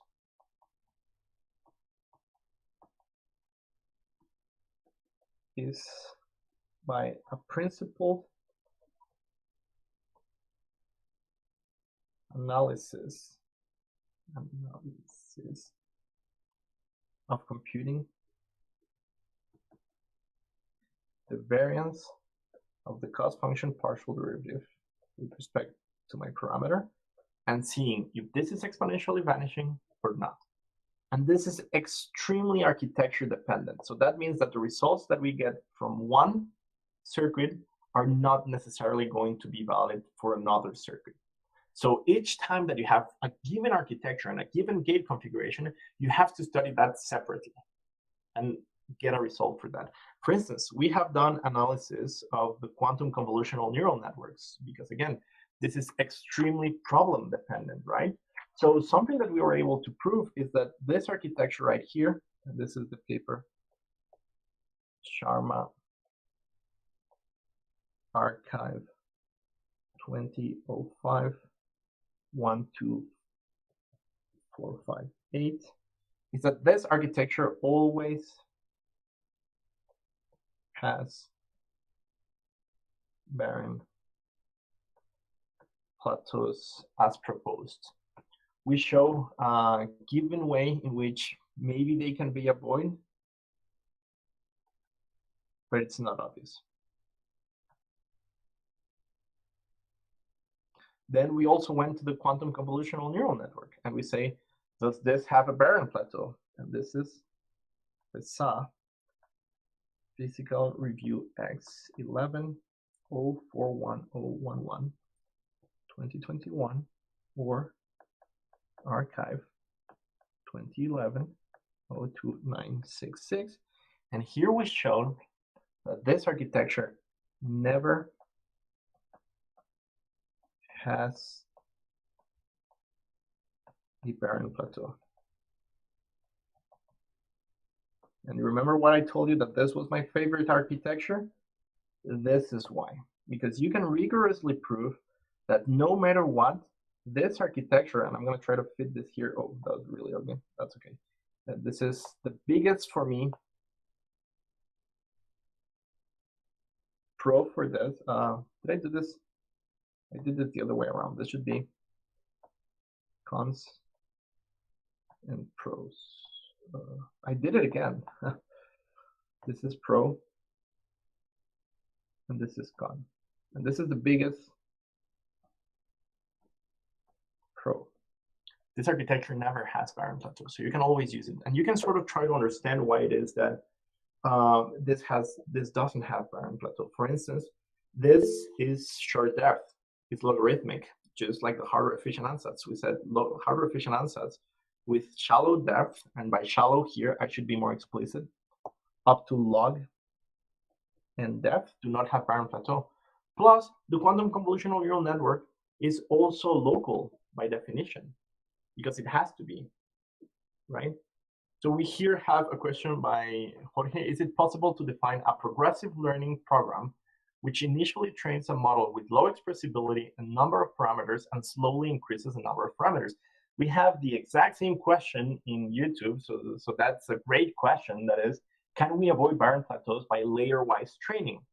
And that was quite literally the first strategy that people proposed to avoid barren plateau, which was layer-wise training. Let's first try to train one layer, then add another one and train the whole thing, then add another one and train the whole thing.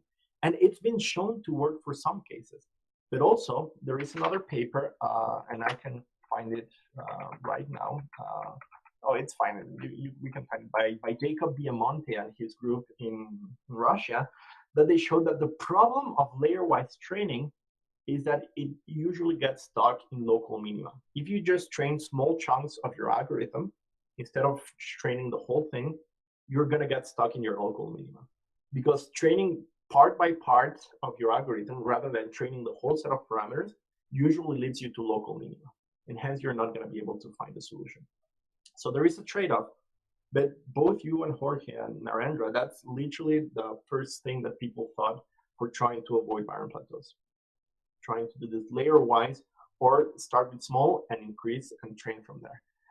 But yeah, it's shown to work from some cases, it's shown to not work for other cases, and that's the thing. A lot of times methods that have been proposed to avoid barren plateaus, they are heuristics. They just say, okay, I have a hardware efficient ansatz, maybe I can do layer-wise training. Maybe I can train just a couple of layers and then grow it.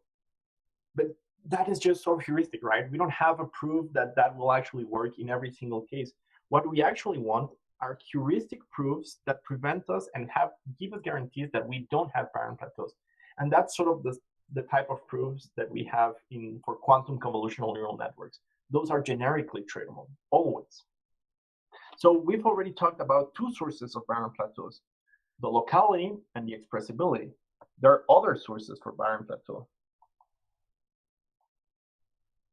And quite interestingly, a source for barren plateaus is entanglement. And you might be thinking, how can entanglement be an issue, right? Here I'm going to give you two references. So the first is Marrero 2010. Oh, this is arXiv. I should be more explicit. arXiv 2010 15968 and Patti Physical Review Research 3033090 2021, or you can see that a lot of those papers are extremely recent. 2012 12658. And what they show is that if I have a quantum circuit that generates a lot of entanglement, if U of theta generates too much entanglement,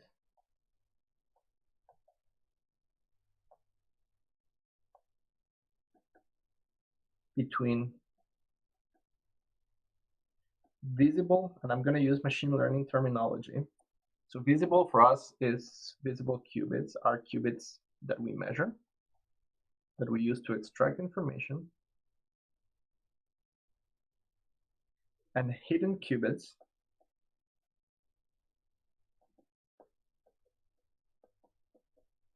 then, due to the quantum correlations,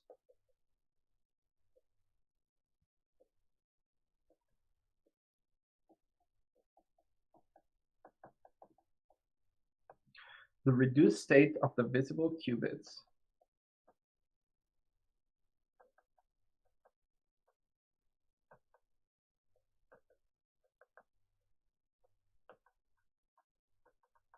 is exponentially close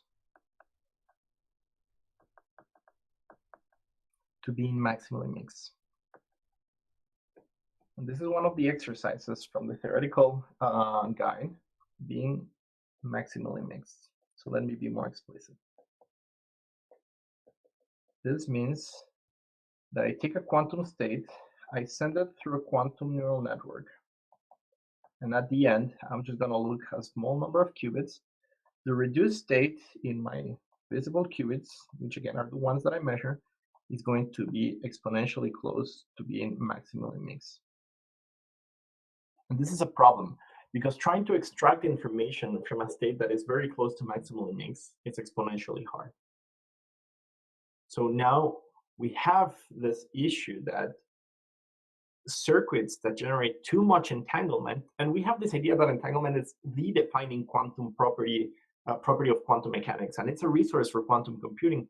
Well, untamed entanglement is actually bad, because it can lead us to issues such as entanglement-induced barren plateaus. And this is actually an alternating way of seeing why this architecture that we have right here is going to have barren plateaus, because we are entangling a bunch of qubits with just some visible qubits. And hence, this reduced state rho out is going to be very close to being maximally mixed. And then we're not going to be able to extract information from it. Because the maximally mixed state, if you recall, is the state that contains zero information. So if I'm exponentially close to having zero information, I'm going to require an exponential number of measurements to try to remove that little bit of information that still remains, right? So this leads us to causes of BP, barren plateaus.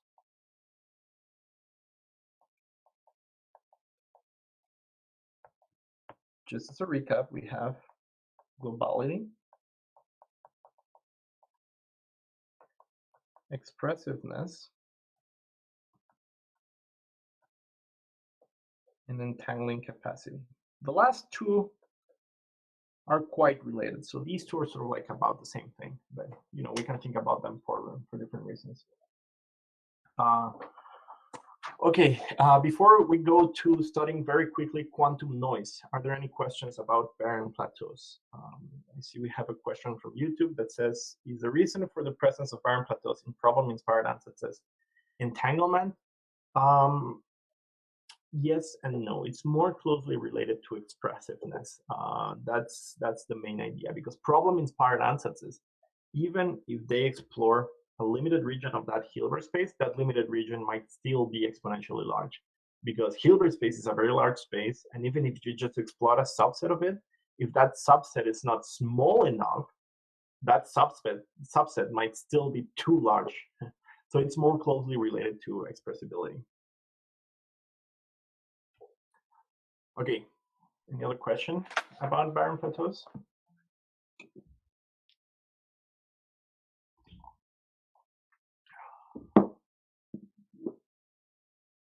Okay, so let's start working a little bit with the next topic that I'm going to try to cover in just 10 minutes, which is quantum noise. The main reason for us to have to come up with this whole framework of variational quantum algorithms and quantum machine learning, because we can't implement fully all those textbook algorithms because quantum noise is going to be an issue. Oh, another question popped up.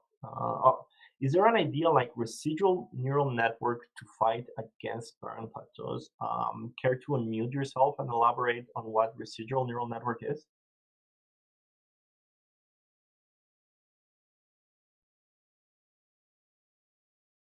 I don't think I'm familiar with residual neural network.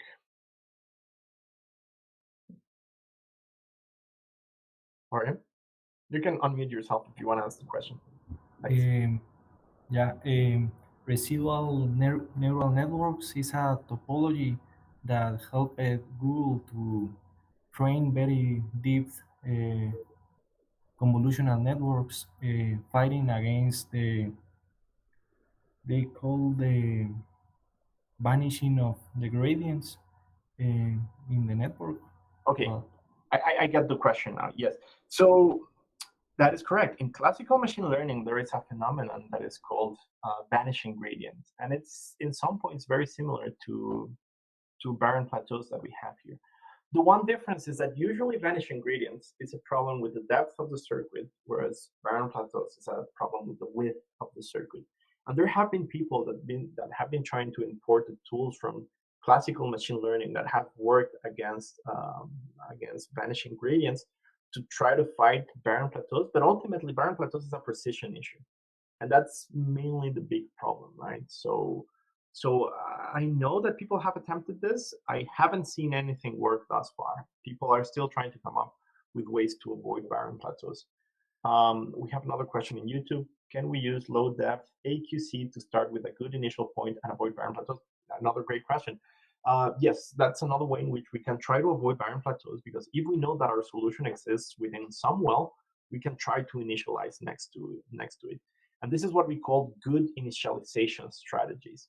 How can we pre-train the parameters? And there's the Google group proposed a method of using classical machine learning to try to find a way of getting good sets of parameters that will initialize me close to the solution. It has shown to work, but again, it's heuristics, and we don't know if it works for every single case. So quantum noise. Let me quickly get into this. So far, we have just considered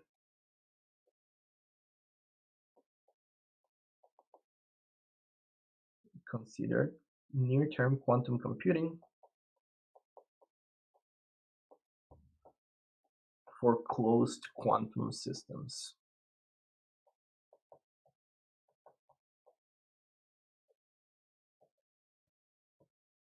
Right? That is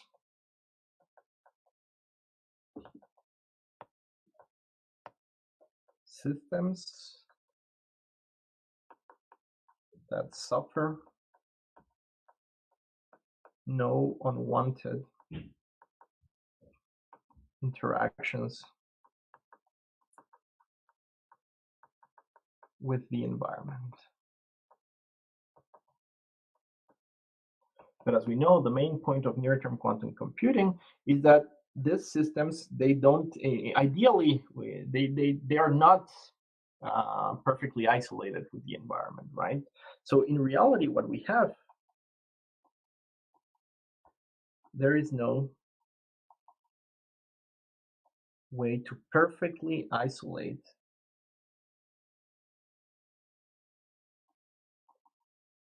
quantum systems. Or at least this seems to be an extremely hard problem. And what we're going to have is we're going to have unwanted interactions with the environment. And the problem is that we do not control the environment. We don't know what's the state of the environment. So we cannot try to somehow play with this. And the way that we think about it is that, we have some quantum system. Ideally, what we do is that we have a way maybe to, shine a laser into it, to excite it and apply a CNOT and whatnot. So we have ways to control interactions with it to make it evolve the way that we want. And then we have a way to, just measure it and get information out of our quantum system. But in practice, what's going to happen is that there is always an environment that we cannot control here. And the system is going to interact with this environment in some uncontrolled way. And this leads to information leakage. You can think about interactions with the environment from a quantum information and quantum and trying to perform quantum information processes tasks on a quantum computer as information leakage. We can also have other problems like faulty controlled interactions or faulty measurements, right? Where we think we're applying a CNOT, but we're not exactly applying a CNOT. We think that whenever we measure zero and whenever we measure and we got zero, it was because the qubit wasn't zero. But maybe the interaction with the measurement apparatus is going to make my bit flip from 1 to 0, and now I measure it on 0 when it should have been on 1. So all of this leads to the presence of quantum noise. And we just simply call noise all of those unwanted interactions. And here, usually what we do is that we have to consider that our system is no longer closed, but open. Quantum, I should say this, we're going to consider that this is now an open quantum system. What is the effect of having an open quantum system? That instead of working with pure states, states are pure in a closed system. I mean, they are pure. If we start with a pure state, we end up with a pure state. In practice, even if we start with the pure state, my state is going to be mixed. State is now mixed. And if you remember, whenever we were introducing mixed states, we're saying that it's the case whenever I have limited information or I lost information about my quantum state. That is precisely what's happening here. So now my state is no longer pure. I no longer know exactly what's the state of my system. It has changed. And the way in which we usually study quantum systems, and I had prepared a whole lecture about the quantum operator formalism, which I'm going to have to skip. Quantum operator formalism. If you want to learn more about this, I highly recommend you check Nielsen and Truong's book. Now, what we're going to model is that instead of having like some unitary evolution and modeling our quantum circuit as we take an input quantum state, we apply a unitary, we get a unitary at the end, we're going to work with a quantum operator formalism. And this is an operator formalism that can be used to study noise and other quantum systems. And it just describes transformations between quantum states.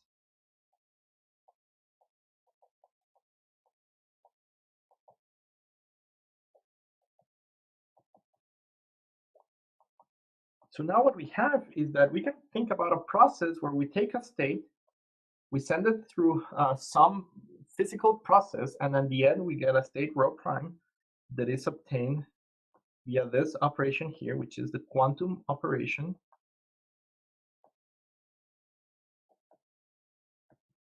or a quantum channel. And it could even be that, you know, E takes me from the Hilbert space, from one Hilbert space to another. It doesn't even have to be the same Hilbert space. Of course, the quantum formalism is completely general, and you can think about unitary channels where we just apply a unitary. You can even think about measurement channels where we apply a measurement to a quantum state, right? And just for name dropping, because you might have heard of this, usually in this quantum formalism, we're going to describe the action of the channel via some operators, E, that are called EK, the Krauss operators. So now determining the action of a quantum channel is simply determining by the action of the Krauss operators, and we have that the evolution is given by all of those operators acting on my quantum state. So I'm not going to get into too much detail. So essentially what we have now is that our quantum state is evolving through some channel, and at the end something happens. And very quickly, I'm going to introduce the global depolarizing channel, which is the polarizing channel, which is the simplest way to study quantum noise. What this channel does is that it takes a quantum state with a given probability, it returns me the original state, and with the given probability 1 minus p, it gives me the maximally mixed state. So this is a channel that completely erases all the information of my state with some given probability, right?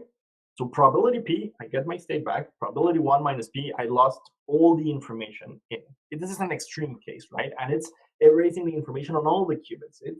It's a quite unrealistic quantum channel in the sense that quantum noise is more complicated. But for our purposes, this should be enough to understand what the effect of noise is in near-term quantum computing, right? So what happens with my quantum computation in the presence of noise? Previously, we were saying we have a model where we take a quantum state and we send it through a parametrized quantum circuit, right? And then we perform measurements at the end. This was essentially everything that we've been doing since the beginning of this quantum machine learning course. But now what we're going to consider is that this unitary is usually expressed in the action of some quantum gates, right?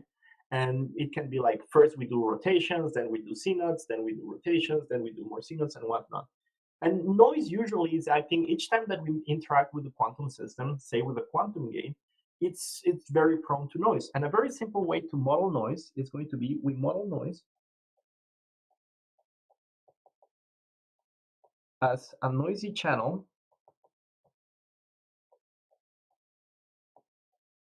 acting after every set of parallel gates. So now this is gates. This is not the whole unitary. So I act with gates, I have noise. I act with gates, I have noise, right? So usually what's going to happen is that our U of theta, let's for simplicity just express it as a product. Say I have a depth d. So I have I going from 1 to depth d of some local unitaries, right? So now we said that, you know, this is the same as saying that we have like U1, then we have U2, and so on until we get the final one. And then we measure. But now we're going to add noise to this. So how is this going to change? So now what I'm going to get is a circuit where I start with my quantum state. I act with my first layer of gates. But then I'm going to get here some quantum noise that is going to be acting. So here I'm going to have, and I'm going to draw this with more rounded corners to try to indicate that this is a channel, one noisy channel. Let's use the same notation. Let's call it N for noisy channel, right? And then I'm just going to repeat this. I'm going to have my next set of unitaries that are acting followed by another noisy channel.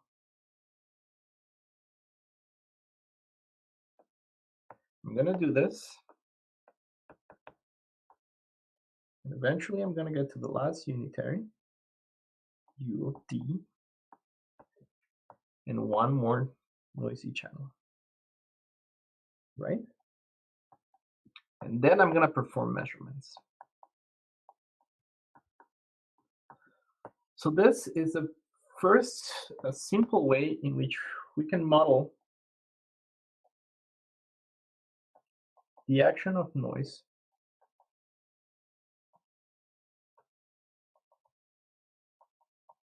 in the quantum circuit.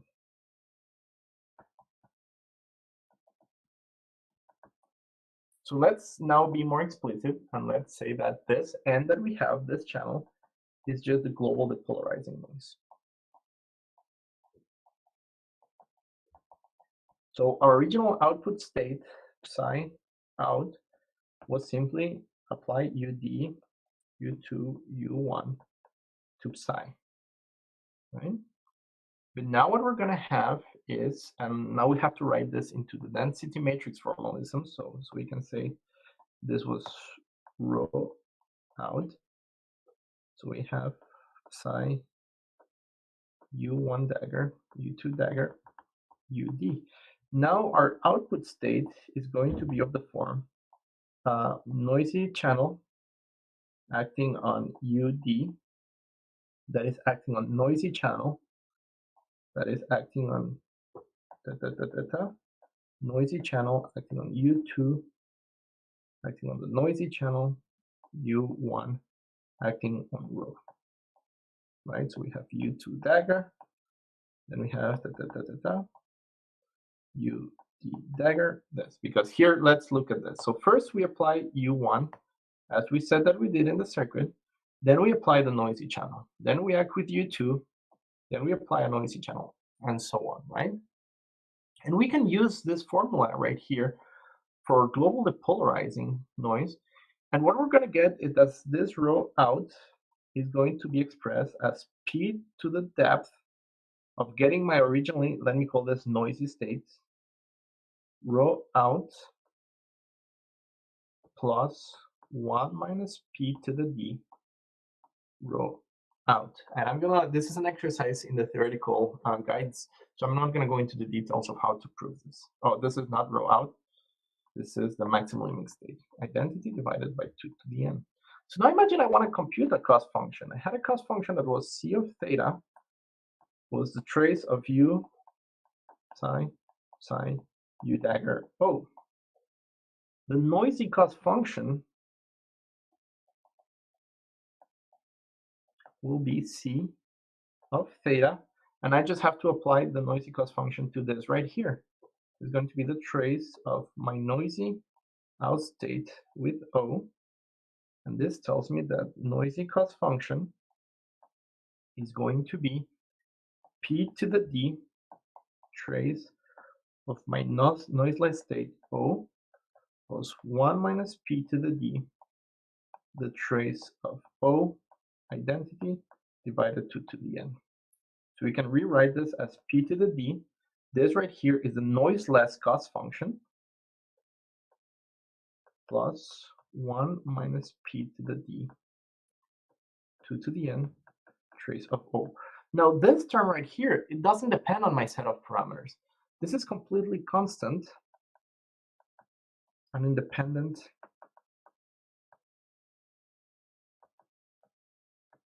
of D. So all that's happening is that my cost function, my landscape, we add some term, it's just shifting it, sure, whatever. But then the whole landscape is getting rescaled by a factor of what's my noise probability to the depth D. And of course, because this is a probability, P to the D is a number that decreases exponentially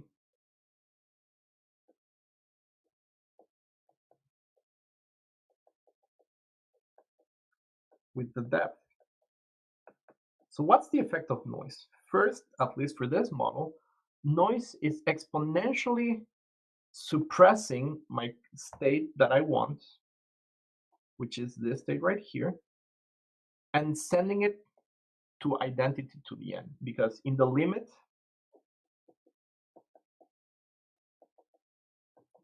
of d going to infinity, my noisy state is simply going to be given p to the d goes to 0. So it's just the maximum mix state. I lost all of the information, and my noisy cost function is just going to be constant and equal to this term right here, right? Which we already said that is theta independent. So no matter what set of parameters I put in, I have a constant cost function. So I went from some cost function that is maybe well behaved, it has some features, maybe it even has like a well down here and it has a minima, right? And it went to something that is completely flat, featureless. So noise has the effect that the deeper the circuit, the more information I lose, and the more all the features in my landscape get completely erased by the effect of noise. And this is what was studied in this paper, Nature Communications 126961, 2021, archive 2007143884. And essentially, this is called a noise-induced barren plateau. This is conceptually different from the barren plateau that we previously had, because before we at least had the minima somewhere. Now even the minima is completely gone. All my features, all the information of my quantum circuit are all gone. So the effect of noise in both variational quantum algorithms and of course quantum machine learning is that I won't be able to train because there will be no information for deep circuits. So how do we fight against this? What are the solutions against noise-induced barren plateaus? So solution number one is build better devices with smaller noise probabilities. Because the smaller the noise probability, the closer P is to 1. And P, remember, was the probability that nothing happens and I just keep my state. And then the more robust I'm going to be against noise. But of course, this is technologically complicated. In the meantime, what else can we do? Use shallow circuits. For instance, if I have a circuit where the depth is order log n, the suppression in my cost function landscape is, we said, p to the d, and now we replace p to the log n, and this is simply a polynomial number in n. So now my suppression went from being exponential to just polynomial because I don't have enough time for noise to fully corrupt me. So this means that in the near term, we definitely want to try to use short depth, shallow circuits to mitigate the effect of noise, right? And very briefly, without going into too much detail, I want to mention that there are other ways in which we can try to mitigate noise. So another alternative is there are what we call, we're not able to do error correction yet because we don't have enough qubits and our noise levels are still too low, but we can do what is called error mitigation. And the idea of error mitigation is that how do we deal with noise to recover noiseless expectation values, right? How can we go about trying to recover noiseless expectation values from quantum noise? So here, the hope is that we can train a VQA or QML model with noise and use error mitigation to recover, correct, and noiseless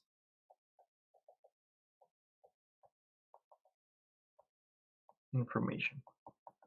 So here, as we said, we start with, ideally, we have a quantum computer that is noiseless. But of course, what noise does is that it gives us a noisy cost. All this while I've been using cost, but you can just replace cost by loss because this is completely general for variational quantum algorithms and quantum machine learning, right? So this gives us a noisy cost, and the idea is that we can use error mitigation to recover an error mitigated value of the cost function so that it sort of approximates the value of the cost function. There's many ways to do this. I'm not going to go into details because we're running down on time. The most famous, and I'm just very quickly going to mention, is what is called zero noise extrapolation. So here the idea is that if I have a quantum computer that has a given noise level, and that noise is going to prevent me from doing something, right? So for instance, imagine that I have a qubit that starts at the bottom of the Bloch sphere. And what I want to try to do is make a rotation that takes it to the top of the Bloch sphere. So I know what that rotation is going to be, right? I can do that, and I know what that rotation is going to be in the noiseless case. If I try to implement this in a quantum computer, and this right here is actual quantum data, what I'm going to get is a curve like the red one, where my qubit, because of noise, is not going to get to the North Pole. It's going to get somewhere inside of the Bloch sphere, and we already know that mixed states live inside of the Bloch sphere, so I'm going to get somewhere in there, which is not going to be the North Pole. So the effect of noise was that I couldn't reach the point that I wanted to reach after I implemented the rotation. So what zero noise extrapolation does is have this idea that if I have noise level, and this is my device noise level, I want to increase the noise, multiply a device, the noise, the level in my device by a parameter A1 and A2, and purposely make my device worse. So here, for instance, I increase the level of noise, and it's even worse. I'm very close to the center of the Bloch sphere, where maximally mixed states live, right? So why would I want to do this? Because the idea is that if I compute expectation values, what I'm going to get is that at a given noise level, those expectation values are going to be like this. But I can use this information to try to extrapolate what the information would be if no noise would be present. This method, you can read a little bit more about it in paper by IBM, Teme et al., PRL 119-180509, 2017, archive 16120205. Right? So there are other ways in which we can think about how to mitigate the effect of noise with this error mitigation procedures, right?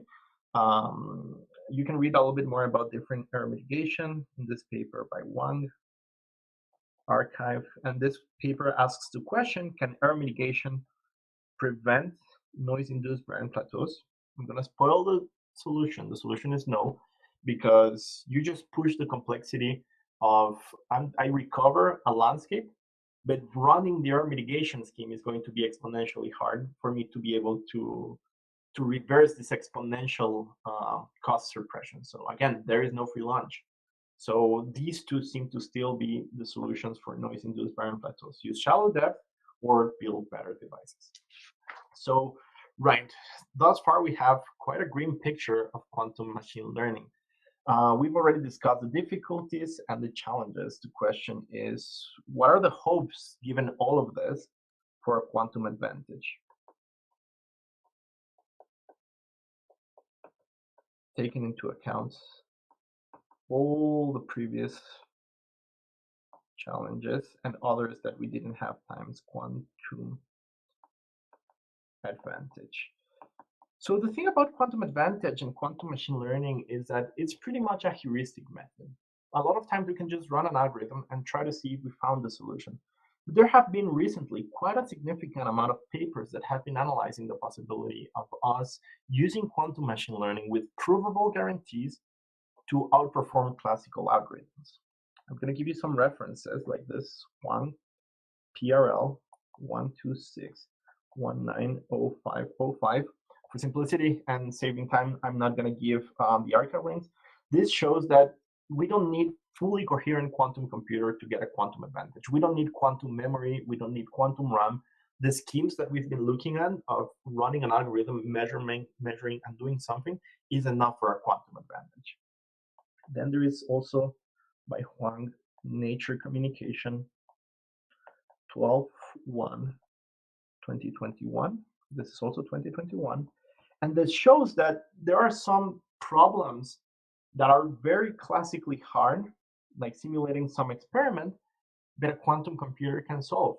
So there shows that there are some cases where we can get some tasks that classical cannot solve, but quantum can solve. Then we had the Amira talk. So Amira Abbas, Nature Computational Science 1403/2021, that shows that quantum neural networks actually have more capacity and more power than classical neural networks. So there could be some way to outperform them. Then we have Kubler, Archive 2106/03747, that shows that if you use a kernel method, there is place for an exponential speedup if you can encode knowledge of your problem into the quantum circuit. This is very reminiscent of those problem-inspired ansatses. So now they can actually lead to speedups by doing that. So this motivates us to use problem-inspired ansatses. Then we have Liu, Nature Physics 17/1013/2021, where they give one specific supervised machine learning task where you can get a quantum speedup using a quantum kernel.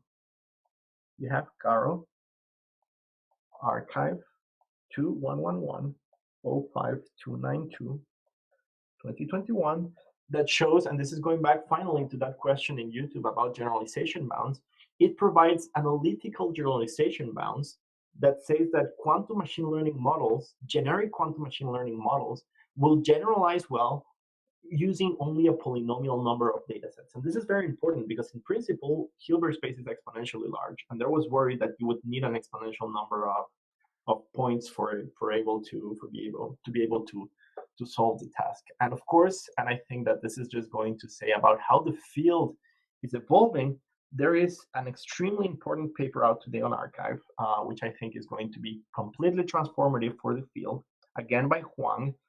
This is a young promising star for the field, 2112/007781.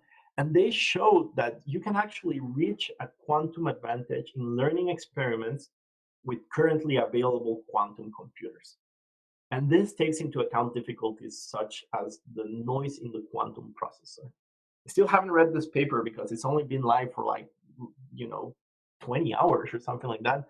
But this is just to say that there is a lot of hope. There's absolutely a lot of hope in the field to be able to get some advantage despite all the limitations in quantum machine learning.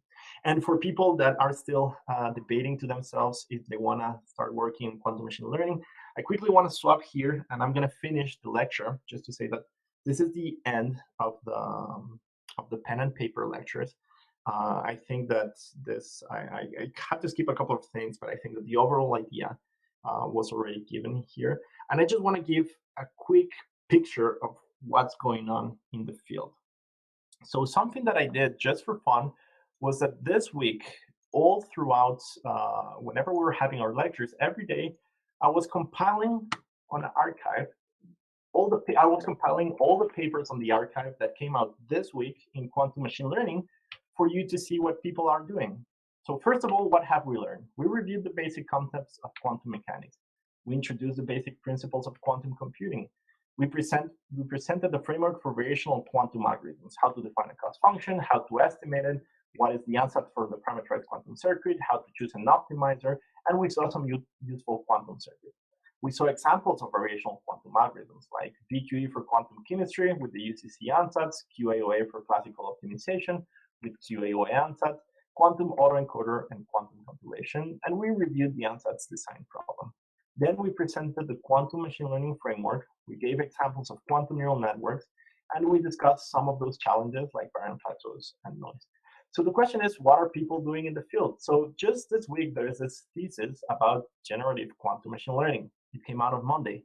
It's really nice. Every time that I want to study something, I study theses because people put a lot of effort into them. And this is a really nice by Christina at IBM. There's other people that are studying the quantum approximation algorithm for the problem of graph coloring and trying to see its performance for this classical optimization problem. I saw, for instance, we saw this decomposition of the quantum circuit. I learned that you could do this, right? I learned that this is another way to decompose it, which is pretty nice. I learned something. Then we have this paper that compares the performance of optimization methods. This is something that people ask, like, what optimizer should we use? Well, we don't know. Just this week, people have been talking about comparing SLSQP, Cobila, SPSA, and other methods and trying to see which one performs better, right?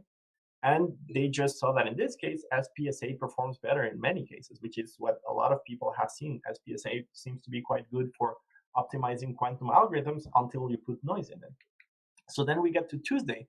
Then Tuesday, there is this paper of people studying now not just excited states with VQE, but not just ground states with VQE, but excited states. And they find a way to use shallow circuits, like we said, which are robust against the effect of quantum noise, right? And I don't want to go into details. There is this other paper that is analyzing the ansatz architecture design problem, how to design ansatzes. And they compare different architectures which are formed of rotation with alternating 2-qubit gates entangling layers, like the ones that we've seen. Then there's people that are computing fermionic nonlinearities, and it's the problem that we want to maintain a quantum advantage under noise. And this we need to study if my circuit is going to be classically simulable. And they showed that for certain types of circuits, like the unitary coupled cluster ansatz that you already know, those can be classically simulable. So we need to be careful about not getting too much depth. There's people that have been designing this ensemble quantum computing, where the idea is to distribute the computation among many quantum computers to distribute the task across all of those physical devices. This is a pretty nice paper. Then we get on Wednesday, there's people that are proposing new error mitigation schemes. Like we discussed a little bit about error mitigation. There's people also that use quantum machine learning to generate data about synthetic weather and just simulate weather events using quantum machine learning, and they're using quantum kernels, right? On Tuesday, and this is the paper that I just mentioned, the paper that is probably going to be very transformative, they demonstrate analytically that a quantum advantage can be realized using today's noisy quantum computers. There's people also that are characterizing the effect of noise in quantum computers, like these guys. They're trying to see, using the cloud-based quantum computer, if the measurement, what's the error whenever we measure? Are there crosstalk errors between the measurements, right? And there are people, for instance, that are following the same idea of quantum machine learning is very heuristic. There's a lot of things that we don't really know what to do, and they just compile best practices for quantum machine learning. So they just see different things that you should do and compare the performance. For instance, the choice of optimization methods, the architecture of the quantum circuit, and what is the noise that is acting in the quantum processor. And again, they see that SPSA and Cobila overperform other methods. And then there's people that are analyzing the barren plateau phenomena as information scrambling. They're talking about here about the trainability, the existence of barren plateaus or the non-existence of barren plateaus. So you saw that a lot of the questions that you are asking throughout this course are questions that are still currently being asked in the field, because it's a very young, new field with a lot of very pressing, simple, and interesting questions still being unanswered and out there. So I hope that with this, you can see that with this crash course, 1 week crash course in quantum machine learning, you have more than enough to understand at least the general idea of absolutely every single paper that came out this week about variational quantum algorithms and quantum machine learning. And I hope that that was the goal of this course. And if you followed me on what I was talking about, those papers on the archive, then that means that your experience in this course hopefully was a success. And then with that, I have to thank you all for your attention, everyone that is attending the course with us here in Google Meet, and everyone that is attending on YouTube. Thank you very much for your great questions. It has been a pleasure. And I will open the floor now. If you have anything else that you want to comment or ask about the course, I would be happy to take those questions.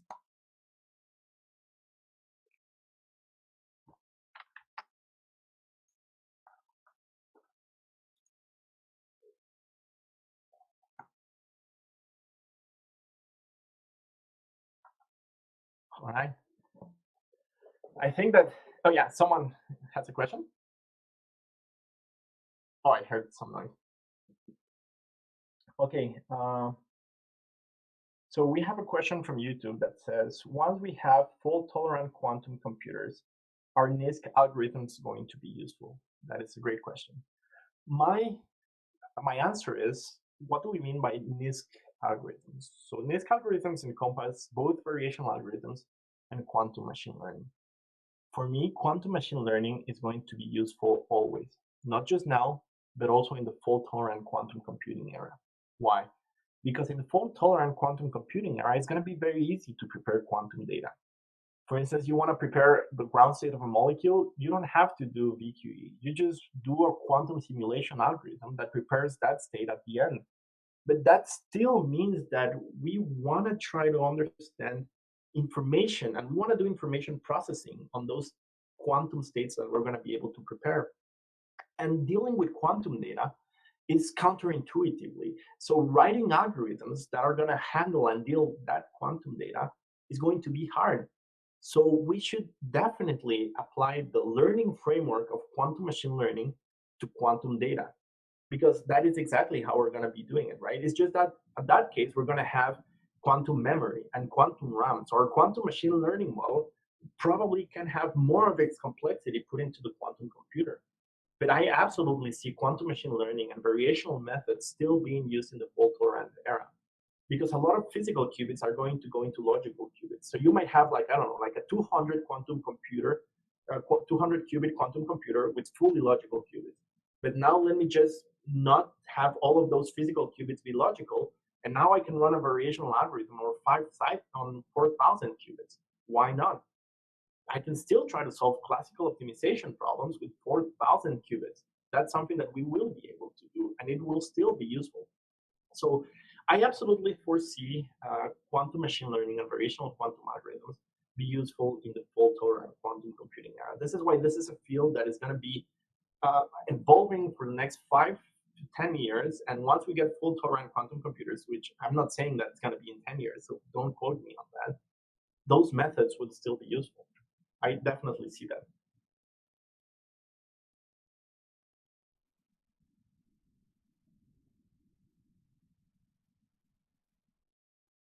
Any other question?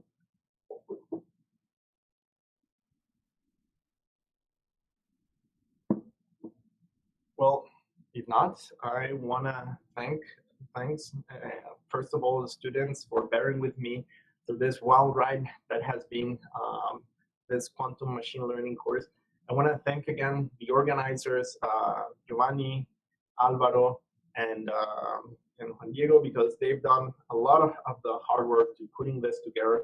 I want to thank PWF and ICTP for all the support that they gave us putting this. I also want to thank Subhadra and Felipe that they've been taking care of the questions, the YouTube transmission, and the theoretical exercises and the practical exercises in our hands-on sessions. So with that, I'm going to say goodbye to everyone on YouTube, and to everyone here. We still have one final hands-on session where hopefully you're going to be able to do quantum machine learning and use a quantum convolutional neural network to be able to classify phases, ground states from different phases of the IC model. So I will see everyone back here in 1 hour for hands-on session, and have a great day. I don't know if anyone from the organization wants to say anything else. Yes, I have. Yeah, you know, we have to say something. we want to thank many people. Here in Guatemala, we are looking to increase the number of professionals with STEM background. We believe that organizing courses like this can help to reduce the gap between our developing countries and more advanced countries by providing different skills to students. And I could speak about all the sustainable development goals from UNESCO that we think that we can reach by providing high-level courses to students, but we have a short time. So let's focus on courses like this need the support of many institutions. So we want to thank Physics Without Frontiers at the Abdus Salam International Center for Theoretical Physics, the School of Physical Science and Mathematics at the University of San Carlos de Guatemala, the Asociación Guatemalteca de Física, and Colibri Innovations. But institutions are important, but people at those institutions are more important. So I want to thank Kate Shaw from Physics Without Frontiers for her support to organize all courses we have held here in Guatemala. And now to Bobby Acharria from Physics Without Frontiers. I want to thank to Juan Diego Chang too, from Colibri Innovation and from the School of Physical Science and Mathematics at NUSAC. For he's the general organizer of this course, and he was the key person who planned and prepared many things of the course. And more important, he solved all the bureaucracy related to the activities like this. I want to thank Alvaro Vélez too from Colibri Innovation. He was our international organizer who helped us to get many of the contacts for the talks and for his support to solve many of the problems we find here during the organization. I want to talk to Marco Cerezo from Los Álamos National Laboratory, who was the lecturer of this course. He was very important for the development of this course. I want to thank you for all the time you give for the organizing activities, for the preparation of the course, for this the support, for the preparation of the course and hands-on parts together with Subhadra and Felipe. And for Subhadra and Felipe too, I want to thank them because they were the teacher assistants for this course. We asked them to be the teacher assistants, but at the end they did a lot of things too. They studied a lot during several weeks. Marco taught them and discussed with them many of the topics of the course. But they also helped us to solve many of the problems of these live sessions we did. We also want to thank our speakers, Amira, Juan Miguel, Loic, Valent, and Vincent, for giving us a good perspective of the field of quantum computing. Finally, thanks to all of you, because there is no course without students. Some of you could attend to this session on Google Meet, and others attended by YouTube. I just the last thing, as the lemma of the University of San Carlos says, go forth and teach everyone. Y enseñad a todos. Así que gracias y nos vemos en el curso de las 2:30. Yeah, I just want to mention that if people want to start 10 minutes later so that you still have 1 hour for lunch, we can start at 40, like at 2:40 for all of you, so that you still get your 1 hour lunch.